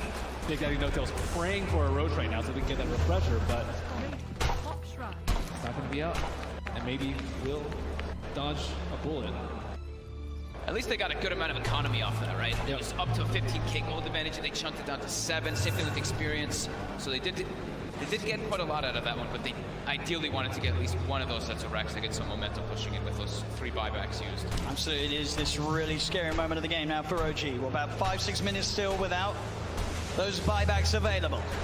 If PSG LGD can find that one team fight, it could be the team fight to win TI in this window of time that they now have presented to themselves. Ana's gone full in for that butterfly too. As they pick up also an Aeon disc on Jeremy, so protected in O. DD did spawn, however, was killed. It's also pretty scary for Maybe right now. He only has a 5-second BKB, and he does a lot of damage and will get wrecked by the X Blade Mail call if he finds it, especially with his BKB now. There's not that many ways to stop him. It's just all about FY and Chalice, right? Just either saving or just getting into the midst of the fights and not allowing OG to get the picks. And the spark, it's going to be dispelled. Let's get dispelled. But He's in the trees, they're on the high ground, they've got the vision with the Shiva's covered, Ana's on his way over. They've got the snowball down, there's the Catapult. Seb jumps in, he's able to fight the call onto Challenge, but Challenge already got the BKB out. The Sunstride's going to be down onto FY, but FY will survive. Seb posts the BKB, he'll try and stand his ground, but Seb, he's going to go down. No buyback on the Axe. As Jerax as well, surrounded by PSG LGD. The Eon disc will proc, but they'll fight through it. He has to buy back immediately. Look at these creep track by these Force Spirits. On the bottom room, they have no creeps in the mid lane. Sienna still holding on to that buyback on Jerax. But as Ben said, the creeps aren't here. It's backdoor. And they breached through it. It's not looking like it right now. Maybe everyone hitting the same one. That creep cutting isn't enough to hold OG in the game. You see No Tail's already running to just, he doesn't care. He's going to throw his life for this. He needs to just keep these creeps out of the base to keep that back door up. He doesn't care if he dies. Which he certainly will as they get upon him. They find his life. 1 minute now without No Tail and without Seb. Thompson, Ana, and Jerax. The only 3 heroes that can offer their defense during this final minute, this final stand. Jerax is really trying to hold on to his buyback. As Chalice split, of course, up once again. They're finishing off this second set of racks. He's got the Cyclone holding Ana up in the skies. As this Rax on the top lane will fall, the melee Rax gone. PSG LGD playing this carefully. As they'll go down towards the bottom as well. Arme, doppelgangers. He's losing a fair bit of mana into the PL. Still able to shift back into their Morphling if needs be. As OG, they will lose that top Rax, but they won't lose the game. PSG LGD are playing it safe. They know how close they are to victory, and they will not throw it away. And they know that the Roche is probably respawning pretty soon, and it actually is up, so that is that refresher shard. They already have pretty much infinite primal splits up anyway, but they feel very confident here. They weren't able to deward that ward in the mid lane, so it looks like they are going for a Roche fake out. Check. Ana is on top of X-Nova. The Ghost Head's going to get the set. Oh, he's in. The call, the EMP, the counter, but FY is in. He's able to get the save off in time to keep this man alive. Get it up. Chalice is down. Buyback from X-Nova and Chalice. FY with the Invis. Somnus looking to get involved. Pause the BKB to get over the ice roll. They get on top of Seb. Seb's in trouble. Seb's gone. The axe down once again for 90 seconds. As now FY giving them the vision, but they see him. Got the doppelganger to jump away from the snowball over to Thompson, the self-fuels, FY trying to buy time for the rest of LGD to come in, again, up into the air, Arme straight on top of No Tail, FY will fall, Arme looking towards No Tail, No Tail pops the hand of God, but No Tail beaten down by Arme and Somnus. Chalice gets the primal split off as Ana, he's been left behind in Thompson, he's got to do something incredible in terms of the combo, can he find the angle, Jerax coming in, keeping Ana alive, Ana with the doppelganger, the Deafening Blast comes out onto the 2 of them, Ana trying to go in, looking for the kill, can he find it in time onto X-Nova, he's on top of him, trying to beat him down, Ana again with the doppelganger, now retreating back towards the base, as X-Nova will survive, Jerax back in, the combo, re-ball down onto Chalice, but Chalice is so tanky, Boss the Shiva's gone, he's on top of Jerax, Jerax is gone, Ana as well, can he really fight back against the Somnus, and X-Nova is so low, as the buyback for Jerax comes in, he's healing Ana back up, that buyback could set them up for the kill on X-Nova, the cold snap, down onto the attraction, they find him, he's out of mana, he's starting to shift into the strength, but he's surrounded, OG, can they find the ball? They can! OG are still in the game, Arme buys back immediately, but now it's PSG LGD's turn to be without 2 of their supports. Seb's going to be back up in 8 seconds. Oh my god, that buyback from Jerax onto that shrine, being able to save Ana, but Ana also toying with them with that doppel. He sent the illusion, they thought that was the real one. They actually couldn't finish him off, even though they got the thirst vision of him for a second. With the level 25 talent on the doppelganger, it's really hard to kill him. Seb, Yeah. he's looking straight for the play. Can he find Somnus? He's hunting. Somnus, he's there, Seb. He'll see him. Oh! Doesn't get the call though, and now Seb. He'll be ruptured. They're looking at him, but Ana, he's straight in on top of Somnus. Somnus puts the BKB, Ana again with the doppelganger. They see Cataclysm coming out. And Somnus still alive. Ana will be able to force him away. They've got the hex. They've got the control. They're on top of him. Can they kill him in time? They can. Chalice got for 2 minutes. And Seb, he's finding, looking for Arme. Big Daddy No Tail gets the penitence out. Only onto the illusion though. Arme able to waveform up to the high ground. As Arme should be fine here. Dire team back. Maybe soon too. Oh, the doppelganger Arme's over the trees. Yep. Virtus Pro's turn to ban. Welcome back, everybody, to Game 2 of this best of 3 in the lower bracket for the Beyond Epic League. We got Flight of Moon versus VP. Flight of Moon takes Game 1 in, I want to say, after the 20-minute mark, convincing fashion, Cinderin. That's fair. Expecting another Techies or not. Will they play Techies 10 again? seconds remaining. I don't think so. I know we talked about it a lot last game. That's what that hero does. It's always going to be a talking point. But Flight of Moon showed that they can pretty easily deal with it. So I don't know if VP is going to go that route again. Maybe they pick it, but then I think they'll take it later than the first two. Because Flight of Moon very clearly had a game plan before the match even started. They were very quick to counterpick. They knew what they needed and wanted to do. And I feel like in many ways the Techies was kind of a... It was in the way of VP quite a bit. It's always so hard to talk about that hero because it's like, how much of it is the hero's fault, how much of it is the player's fault, and how much is how the team plays around it. It felt disconnected to me, right? I pointed out in the last game they didn't really use their Juggernaut very much. Maybe they would have used him a lot more if they had an active position 4 on CIS, like when he plays Earth Spirit. Something like that would have activated their entire lineup. But they obviously love the hero. They play it a lot. They have strategies that they have confidence in, so it's definitely not a matter of unfamiliarity that they lost. But I think now you kick it up a notch. You need to meet Flight of Moon earlier in the game. You need to be able to fight. Pick some classic VP stuff, basically. Pick some aggressive stun lineups with team fight, with the scaling Carafal TW, and then get into the action. I think that's my advice for this game. Bans so far for Flight of Moon are exactly the same.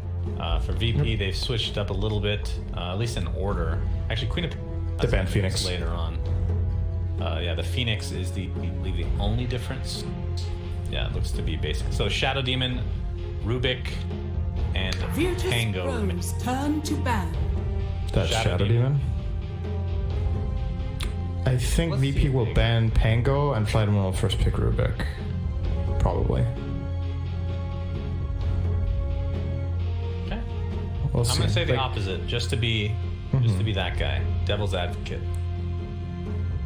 It will be Pango that's picked, Syndrome, because he's a cool hero that people want to see. By the way, you should go vote for him on a vote. Lifestealer ban. Lifestealer. Both open then.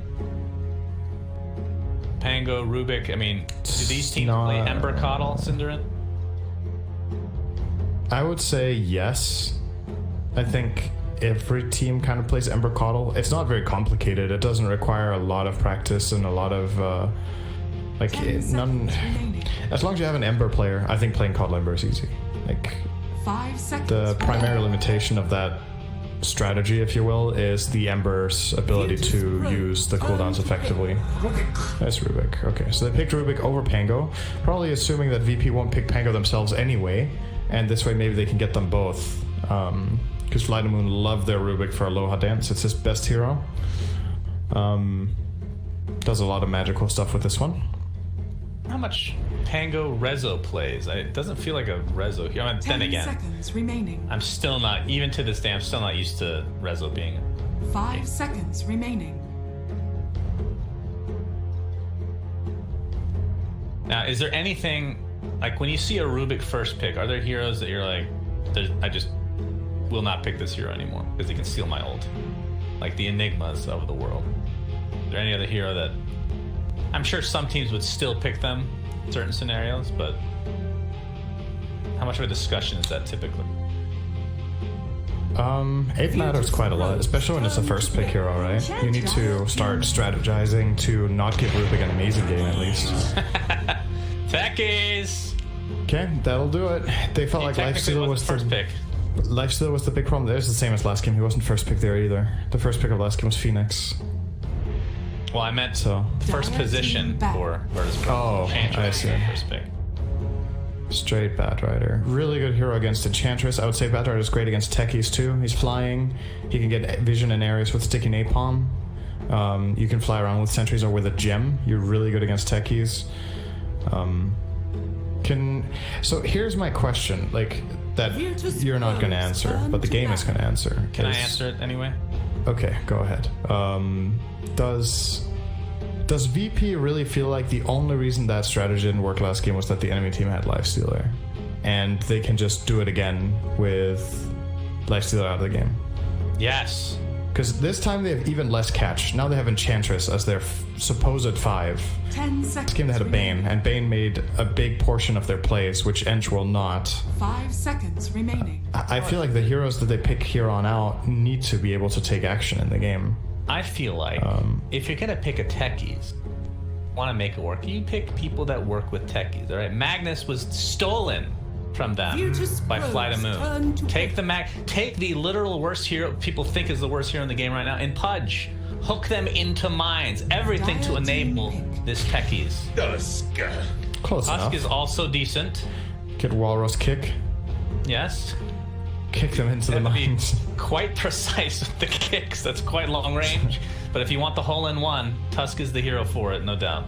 It's the right direction though, in my opinion. Now you have a playmaking hero. You need stuff that gets something done in the game for techies. So, what's Fly to Moon gonna do? Like, I'm trying to think of what heroes. When I see these 3 Virtus Pro heroes, I just see heroes that should all have a similar counter. Like, there should be heroes available that you can pick that feel good about all these 3 matchups. I want to say Ursa is pretty good here. The Enrage is great against techies. If you predict the mines, you have a Roche killer.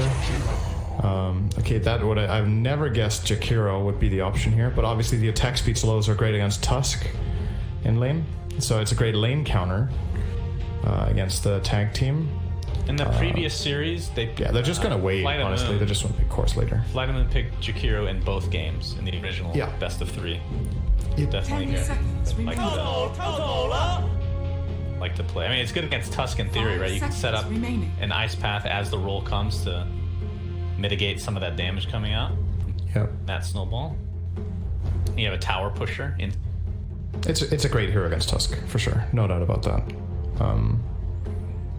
They have some pretty good setups for it too, for the Macropyre combo. They have Lasso and Rubik Weaver. Alright. What position is this Weaver? This insinuates Probably carry. Turn to ban.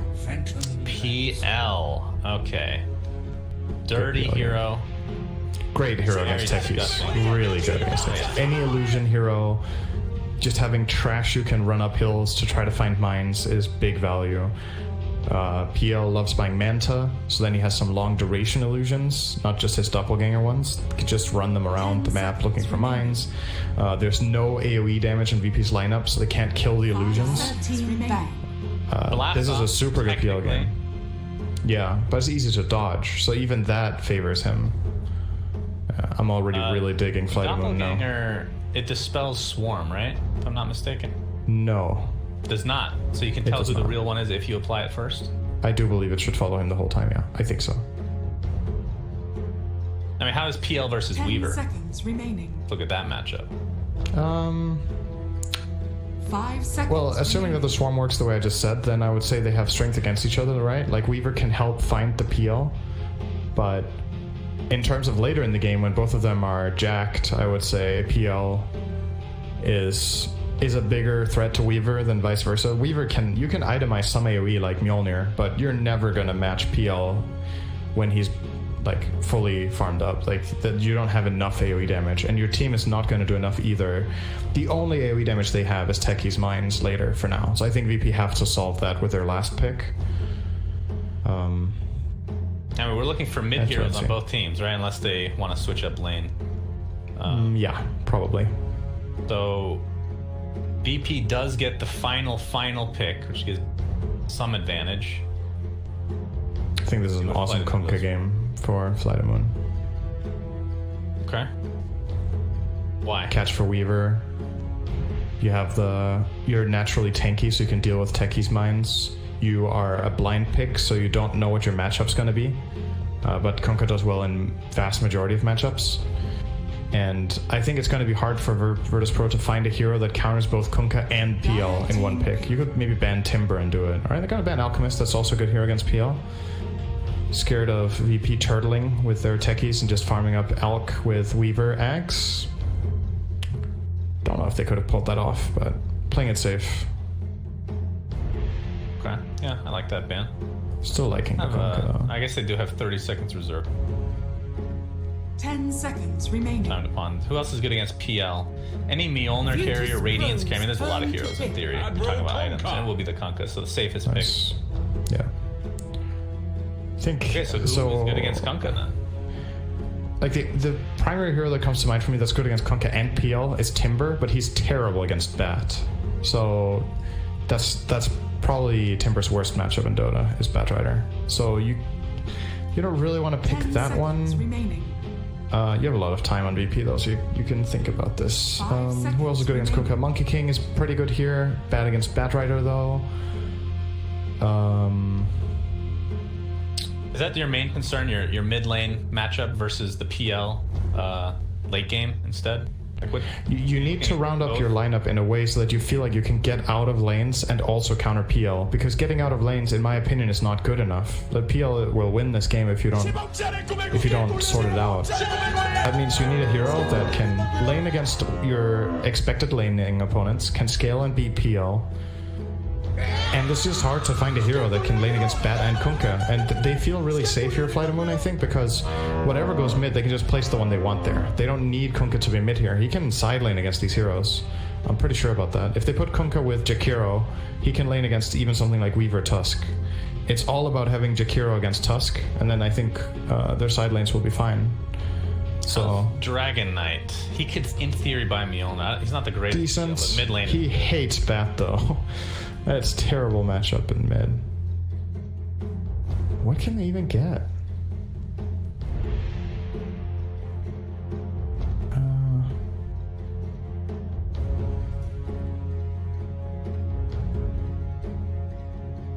Tough one. Tell that they're struggling with this as well. A Leshrac. Wow, so that is good against PL illusions. Yeah, it's a PL. No one has PL played this solution. hero quite a bit. It can lane against Kunkka. I think it's a good middle way. I think they had to get a little bit creative there and pick something unusual. Even if Batrider goes mid now, I feel like Leshrac fares better than a lot of heroes in this matchup. It's not amazing by any means, but you will always have the Edict. So if Bat starts diving you and you have level 2 Edict, he actually has to yield pretty quickly. So you can play around that. And if it's Kunkka against Lesh, I feel like maybe slightly Kunkka favored, but you can't have it all here. It's very difficult to find the solution. I mean, he could push. I'm still get out of lane as fast as possible and go. I'm still just not sold by this VP draft in this meta, man. I gotta be honest. I think it has certain elements that I really like, but I just don't see the unity here in the strategy. Well, they do. Lesh was a very good solution, though. I will give them that. Like it's won me over a little bit, but I'm still worried. They have a lot of aggression, right, with Techie's Tusk. They have tower push with, in theory, Techies, and of course Leshrac, which is more consistent. But I'm not sure how the laning stage is going to go. So you would pick, in terms of lineups, Fly the Moon. Pick them with the teams as well. They also looked better in game 1, so. Yes. And they were also the favorite going in, really, into the series. You have to consider them the favorites based on recent results. It's hard not to think they're favorites, and then it was just a matter of how much did the last series matter. But it seems like Flight of Moon, at least in game 1, were not fazed by the loss they had earlier against Nigma. Right, one thing is very clear though Solo is one of those guys where he has a lot of experience. I wouldn't put him on puppy level in terms of being just super stubborn with picks even if it's not working, but they obviously believe in Techies. They have yet to win, from what I've seen, at least against this team. They're 0-2 with Techies and 0-3 overall tournament. They can turn it around. V-Tune will be playing the Phantom Lance prize there. So it's going to be Phantom Lancer Jakiro versus Techies Tusk. So this used to be a tried and true combo, Syndrome, with the old Suicide Squad, because you could instantly just suicide out of the role. In fact, I believe we may have seen that in the first Techies game ever, which I actually... That's the game I was referencing. Oh, it was. Oh, never mind. Okay, yeah. The first for me it was. I think that was the first official match with, like, that wasn't a show match. It was in a tournament game. That was indeed Techies Tusk that Secret ran that game, and Zai was playing Tusk, and the Techies was Kuroki, I think, back then. Yes, in the All-Star match, it was Arteezy playing. I don't even think he played Dota 1, but tried his I don't best. think he played Techies before that ever. Yes, so yeah, exactly. How does position 3 Tusk work these days? How does it scale? What do you buy? He has a Necro book lined up right now. interesting. I would say you probably take an aura approach most of the time. I see the blast up already used on Jakiro on the top lane. But only on one hero, Resolution. Takes a dual breath. Well, I think the better exchange in terms of damage is definitely on Light of Moon, at least at the current state. Yep. So as this lane, this lane as a whole, what do you think of the dynamics? I think the Dire should just be farming here. Techies can blast off and be annoying, but as long as Jakiro gets dual breath plus liquid fire on the Tusk, they're not gonna kill. And PL will be super safe. He will be able to doppelganger the Techie silence, and he will just farm by having better base damage than the enemy team and a Quelling Blade. So I kind of just expect PL's just coming out of this lane ahead of the Tusk. I don't see any threat here unless they mess up. This is Some good. kill potential. Blast up onto 2 heroes. He's gonna take a little tower from the, or a little damage from the tower. As first blood will actually be in the mid lane. No one. We didn't really talk about this. Playing the Lesh. Did talk about pre-game. What's that? We did mention it pre-game, the Leshrak's ability to deal with getting tower dove, right, with Edict, and that's exactly what happened. Bat went too deep. He had 6 stacks on no one in the end there and thought he could kill him, but no one with the Edict got the job done. And that's big. Like, I really think VP need Leshrak to have a good start. He has a lot to do in this game. Did no one have the Sunken Relic applied last game? Huh? Notice it. I think he did. Games, though. He was TA. I think I wonder how much the org purchased that one for. Thoughts? $1,000?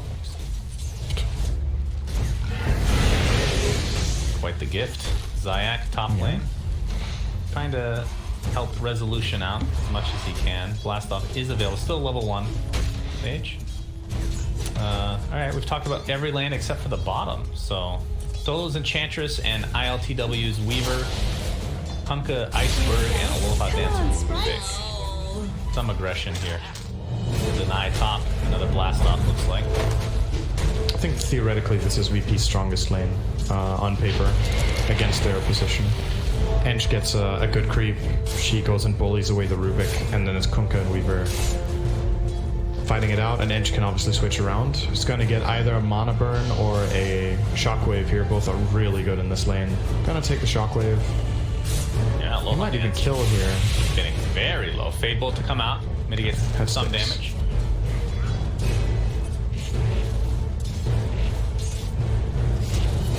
Look at the early CS. V-Tune with 17-7 versus V14-5. So Light of Moon with a very slight advantage in that department. But really the mid lane is the story.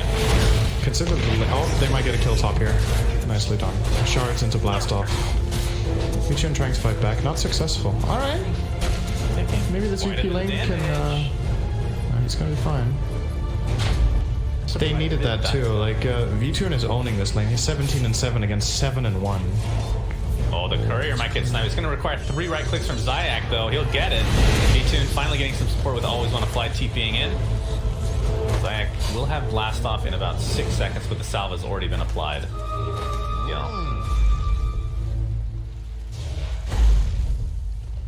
General just going at it again. Going for this rune. Looks like General did take the arcane, though. He has 2 bottles inventory. Love to see that someday. Dire structures are fortified. Resolution taking more damage top, so there is kill potential in the top lane, and we saw it. You think that mid lane? I have to look at this first. Flame break. Oh my god, so much damage being applied by General. Oh, top lane V-Tune. Very easy kill. Top lane Zayak on the run. The dual breath should ensure that he will die. So 3 kills across the board, across the map for Flight of Moon. Really well done. Now they will attempt to go for bounties. 5-minute mark approaches. PL. Looks like he ends up dying actually in the top lane. Didn't he suicided, right? Yeah, I guess so. He just died to the wave to get a free refill before the enemy team showed up. So, that's fair enough. They got a double kill before that. Blast off is available. The Ice Shards will keep them in place, and the silence actually stops the cast fire for Jakiro into the roll. Yeah. Rezo does not This is a cool pairing because you can shard block off and guarantee that the mine goes off, right? Like, even if Jakiro, even playing that perfectly, you're gonna take lethal damage. But if PL is there, there's probably going to be some sort of a trade, but he had to TP in first, and Jakiro was a little bit damaged beforehand. I think Always Wanna Fly would love to get a raindrop right now. It's probably the difference between life and death in a lot of situations in this lane, but he can't afford it. He bought a stick. Blast off. Again, with the Ice Shard. V2 is strong. Setting it up. Not that strong. Did get quite low. For the dual breath onto Zayak though. Spirit Lance is available, still only level 1 of course. Not able to really spare himself a kill. A lot of salves used in this lane. A lot of regen in general.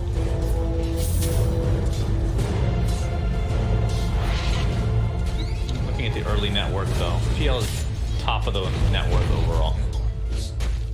Decent lead actually.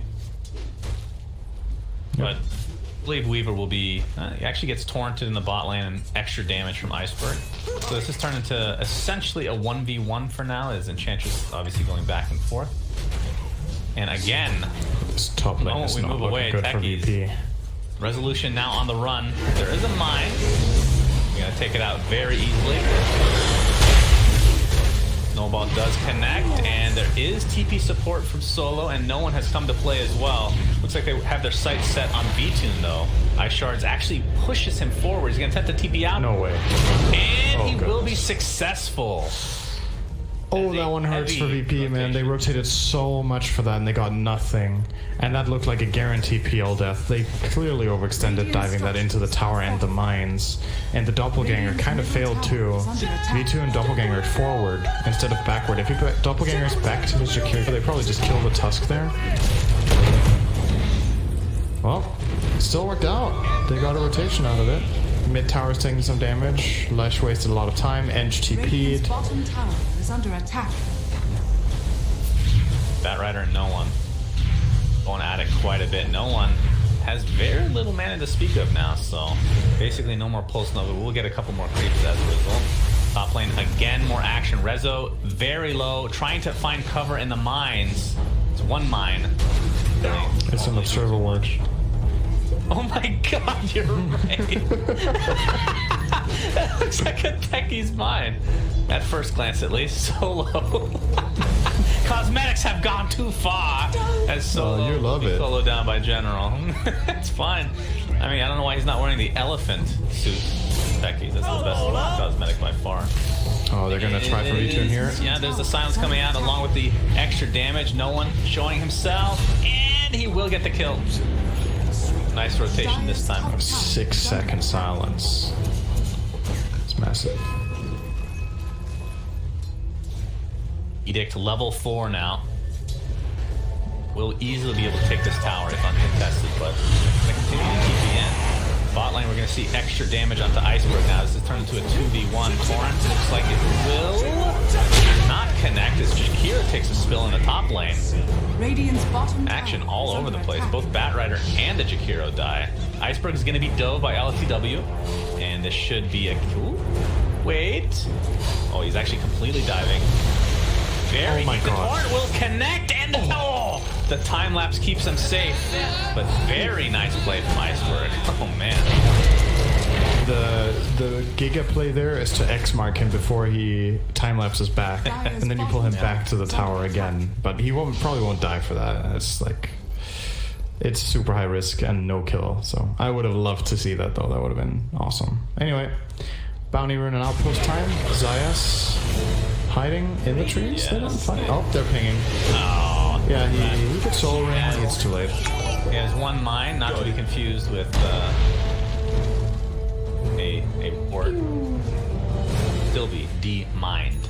Dire's middle tower. No is one under attack. looks like he was gonna go for Boots of Travel on the Lash, but has changed it up to a Yules.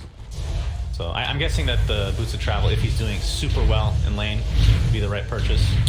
But Twice still not on top net worth, rotations. But the Yules is really, really good here, obviously. It's a way of dealing with X-Torrent combo, it's a way of dealing with Batrider.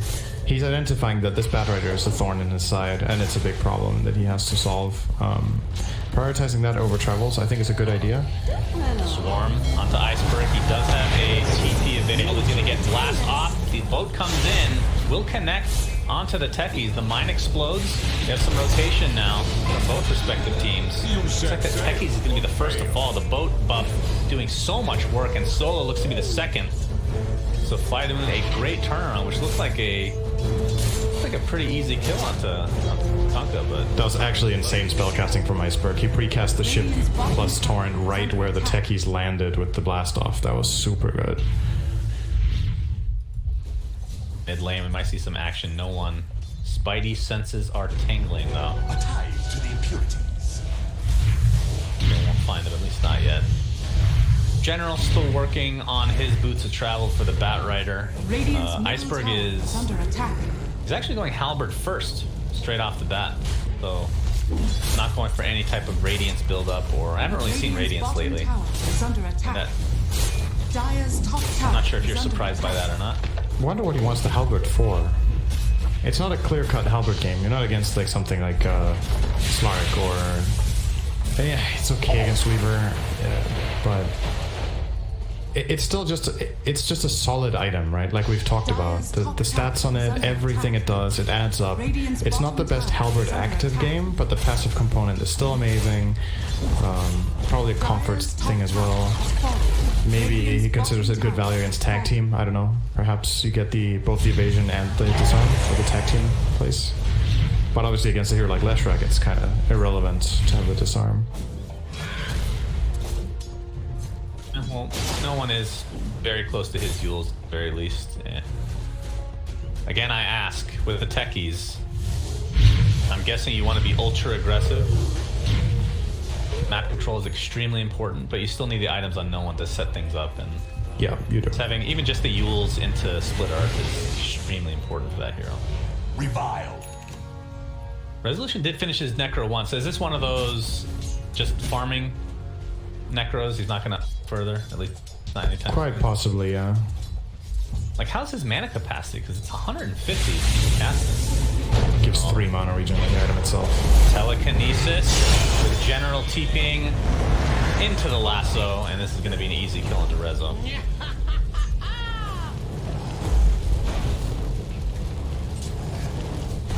Always Wanna Fly is going to pop the Macro Pyre. Dissuade Solo from sticking around any further, pushing the waves in as well. What do you think? Radiant structures So my classic are quiz question is coming up right now. 1k lead for Fly to Moon. What do you think the win expectancy is from Dota Plus in this game?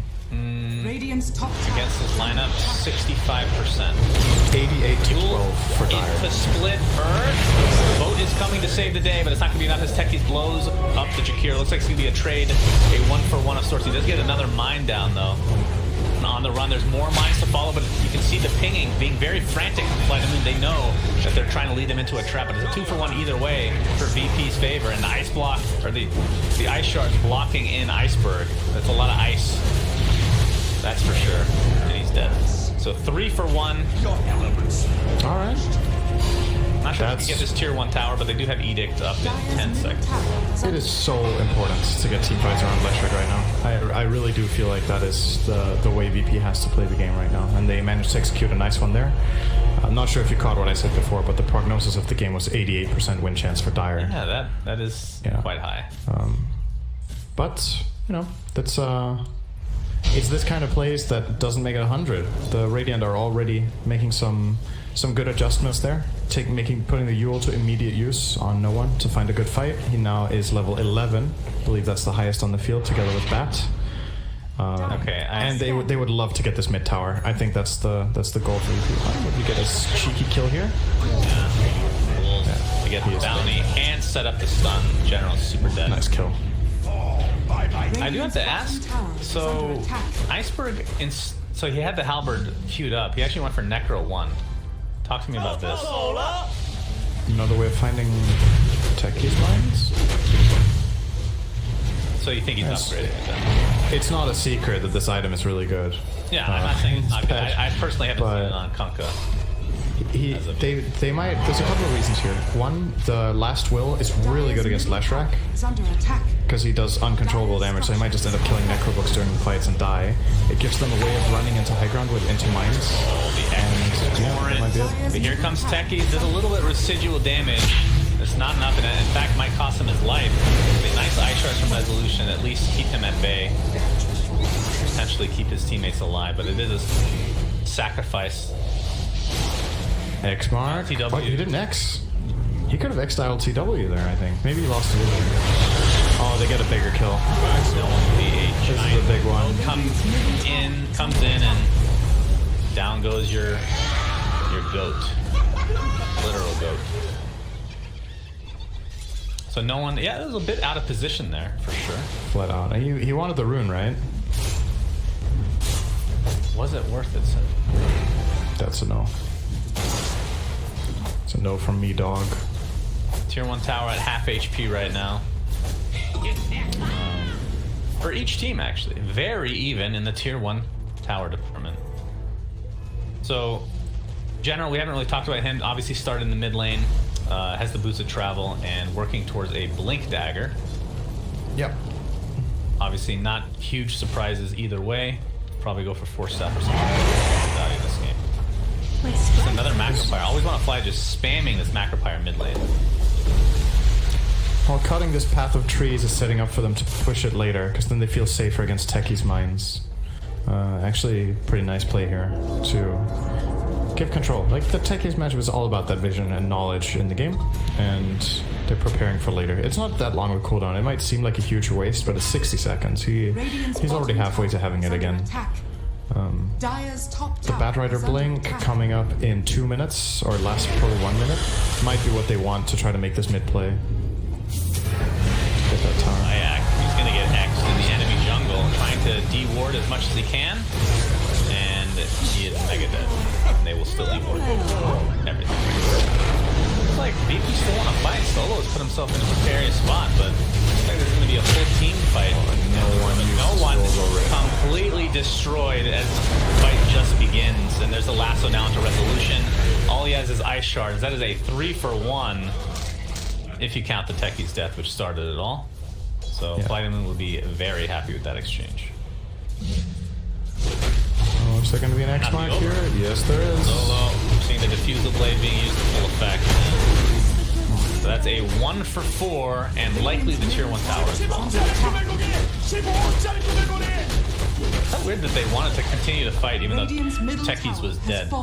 Yeah, I don't really know what the plan was there. Especially the moment no one uses Yules offensively, I think he just dies. He's playing Lish without a save in his team, except you have one snowball, but he wasn't in position to save. Like, it's so easy. And it's gonna get even easier now with this bad blink. I think his job every fight is jump and lasso Lesh, and if he dies, the fight is just feels stable. The damage is not threatening from VP yet. Oh, they see Resolution. No lasso, or he would have died there for sure. And both Rezo and Iceberg are upgrading their Necros to...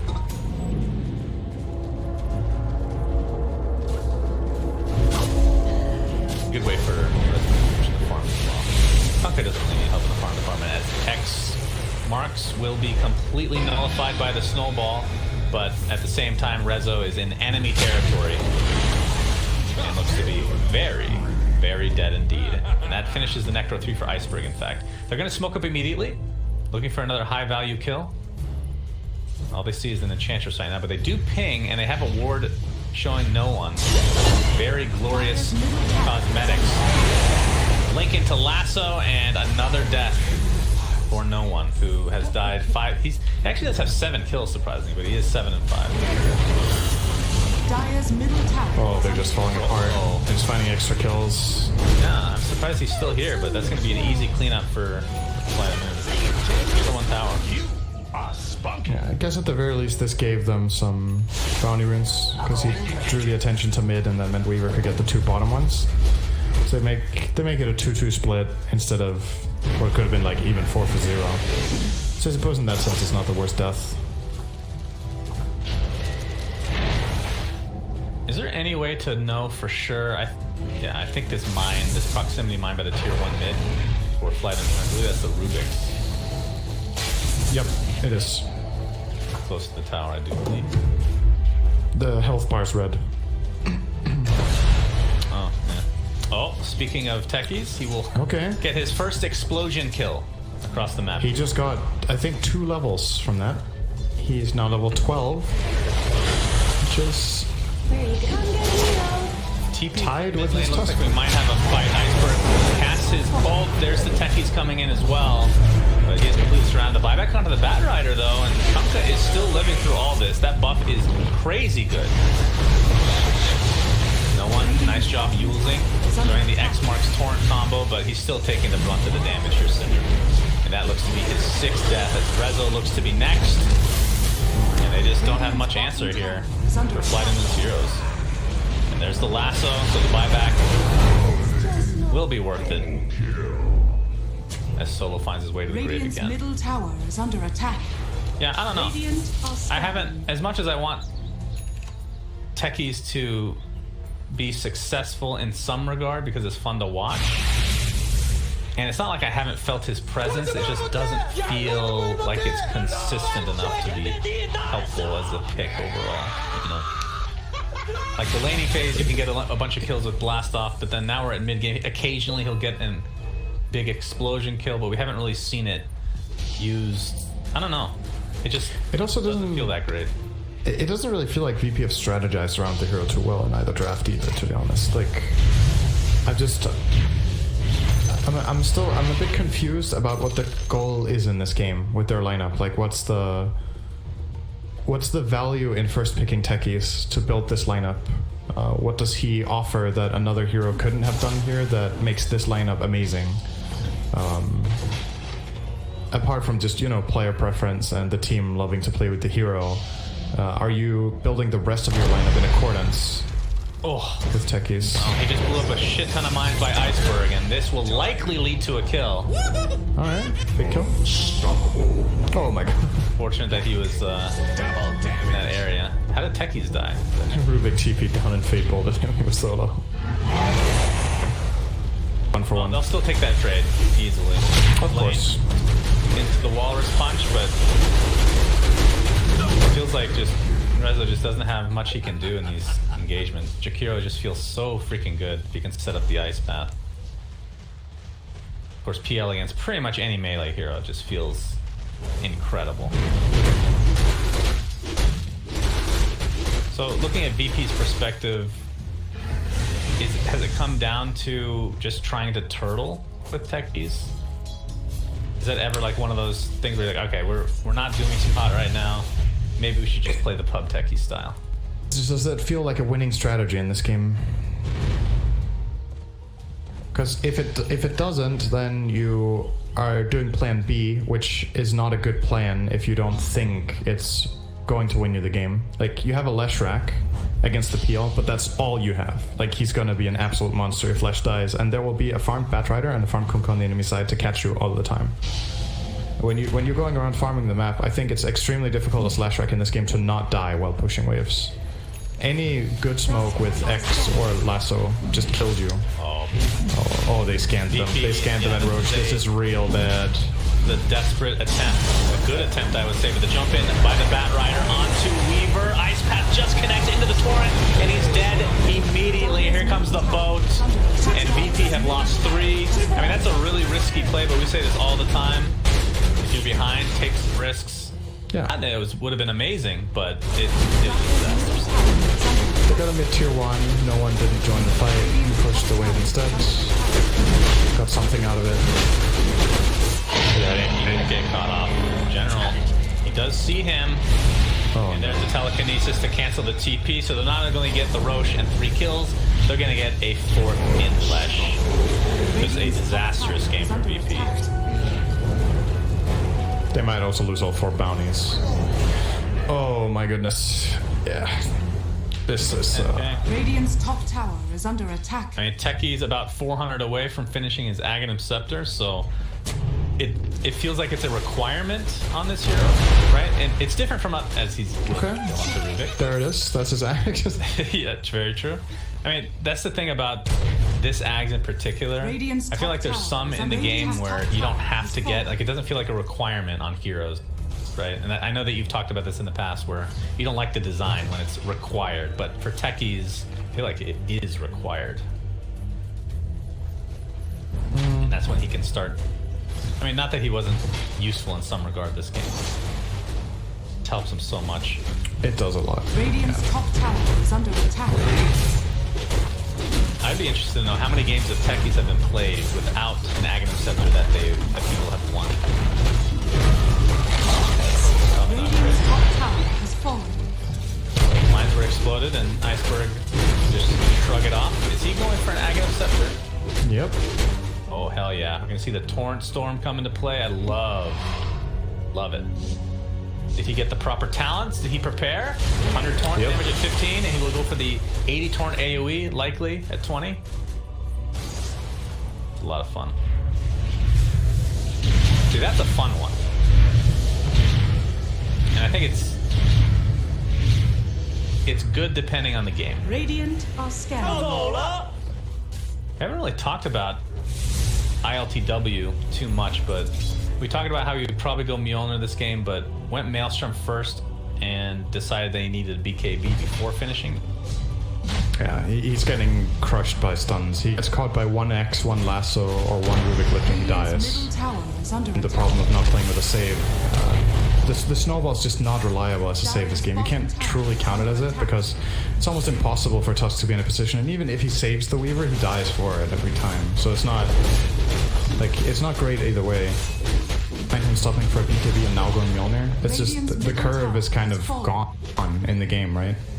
Yeah. All you're hoping for now is some massive fight from Techies. No one's gonna die bot again. Healing himself, he's just gonna get ice pathed out of that. And resigned to his death at this point. There are quite a few mines here in the mid lane, and by that I just mean 2. Not that many.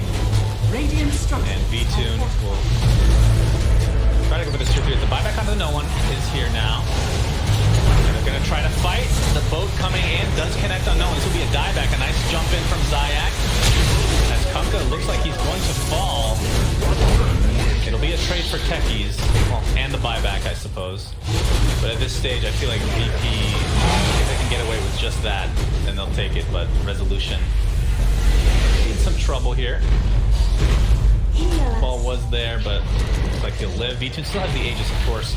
Extremely tanky with now the Reaver, so obviously going for the heart, similar to the last game against the Techies. Of course, the Hood. Got it. Just doing so much for him.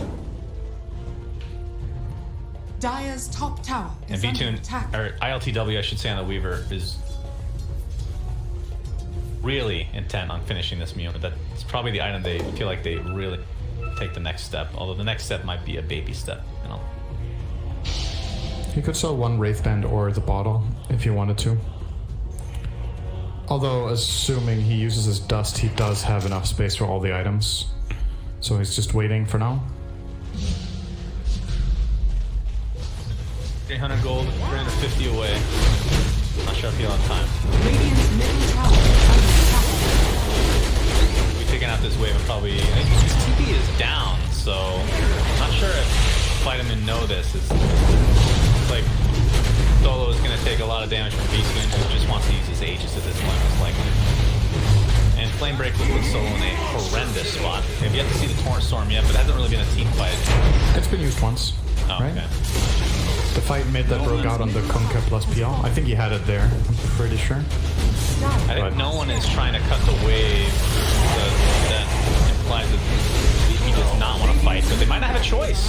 That is now a double kill for V-Tune. Resolution put in a horrific spot as the Aegis is consumed. Doesn't really get the value in terms of the full heal, but either way they will get the better racks, or at least the melee for now. No one. General on the top lane. This is such a disaster game for no one. The bounty rune was taken. Nothing he can do. That was the 10-second BKB for General. So, a free racks for all intents and purposes. But not sure there's really much choice. It's not going to get easier. Now PL has a heart. I don't know. I mean, they're getting a Mjolnir, so at least they have that. But I don't really see them killing this guy right now. Like heart, hood, Manta, 3.3k health. Yeah, if anything, does it is these mines, but they're just gonna. Is there a sign there? No. I'm not sure where the There's no sign. But it's been on Slim for a long time, so that's 70 seconds left. Telekinesis into the ice path. This could be the death of Techie's Torrent to follow. Really good layering from Flight of Moon. They're just going to dive the tower. Buyback onto the Techies now. The boat coming in will connect onto the Enchantress. So that's another death, or another buyback for him now. Torrent Storm, there we go.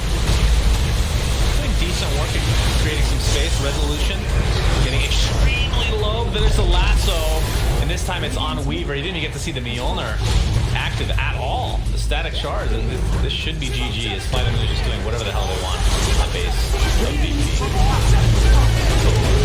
Buyback.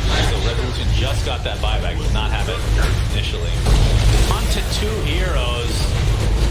And that is a dieback now on Enchantress as the GGs come out. VP completely crushed in game 2 as Flight of Moon will knock him out.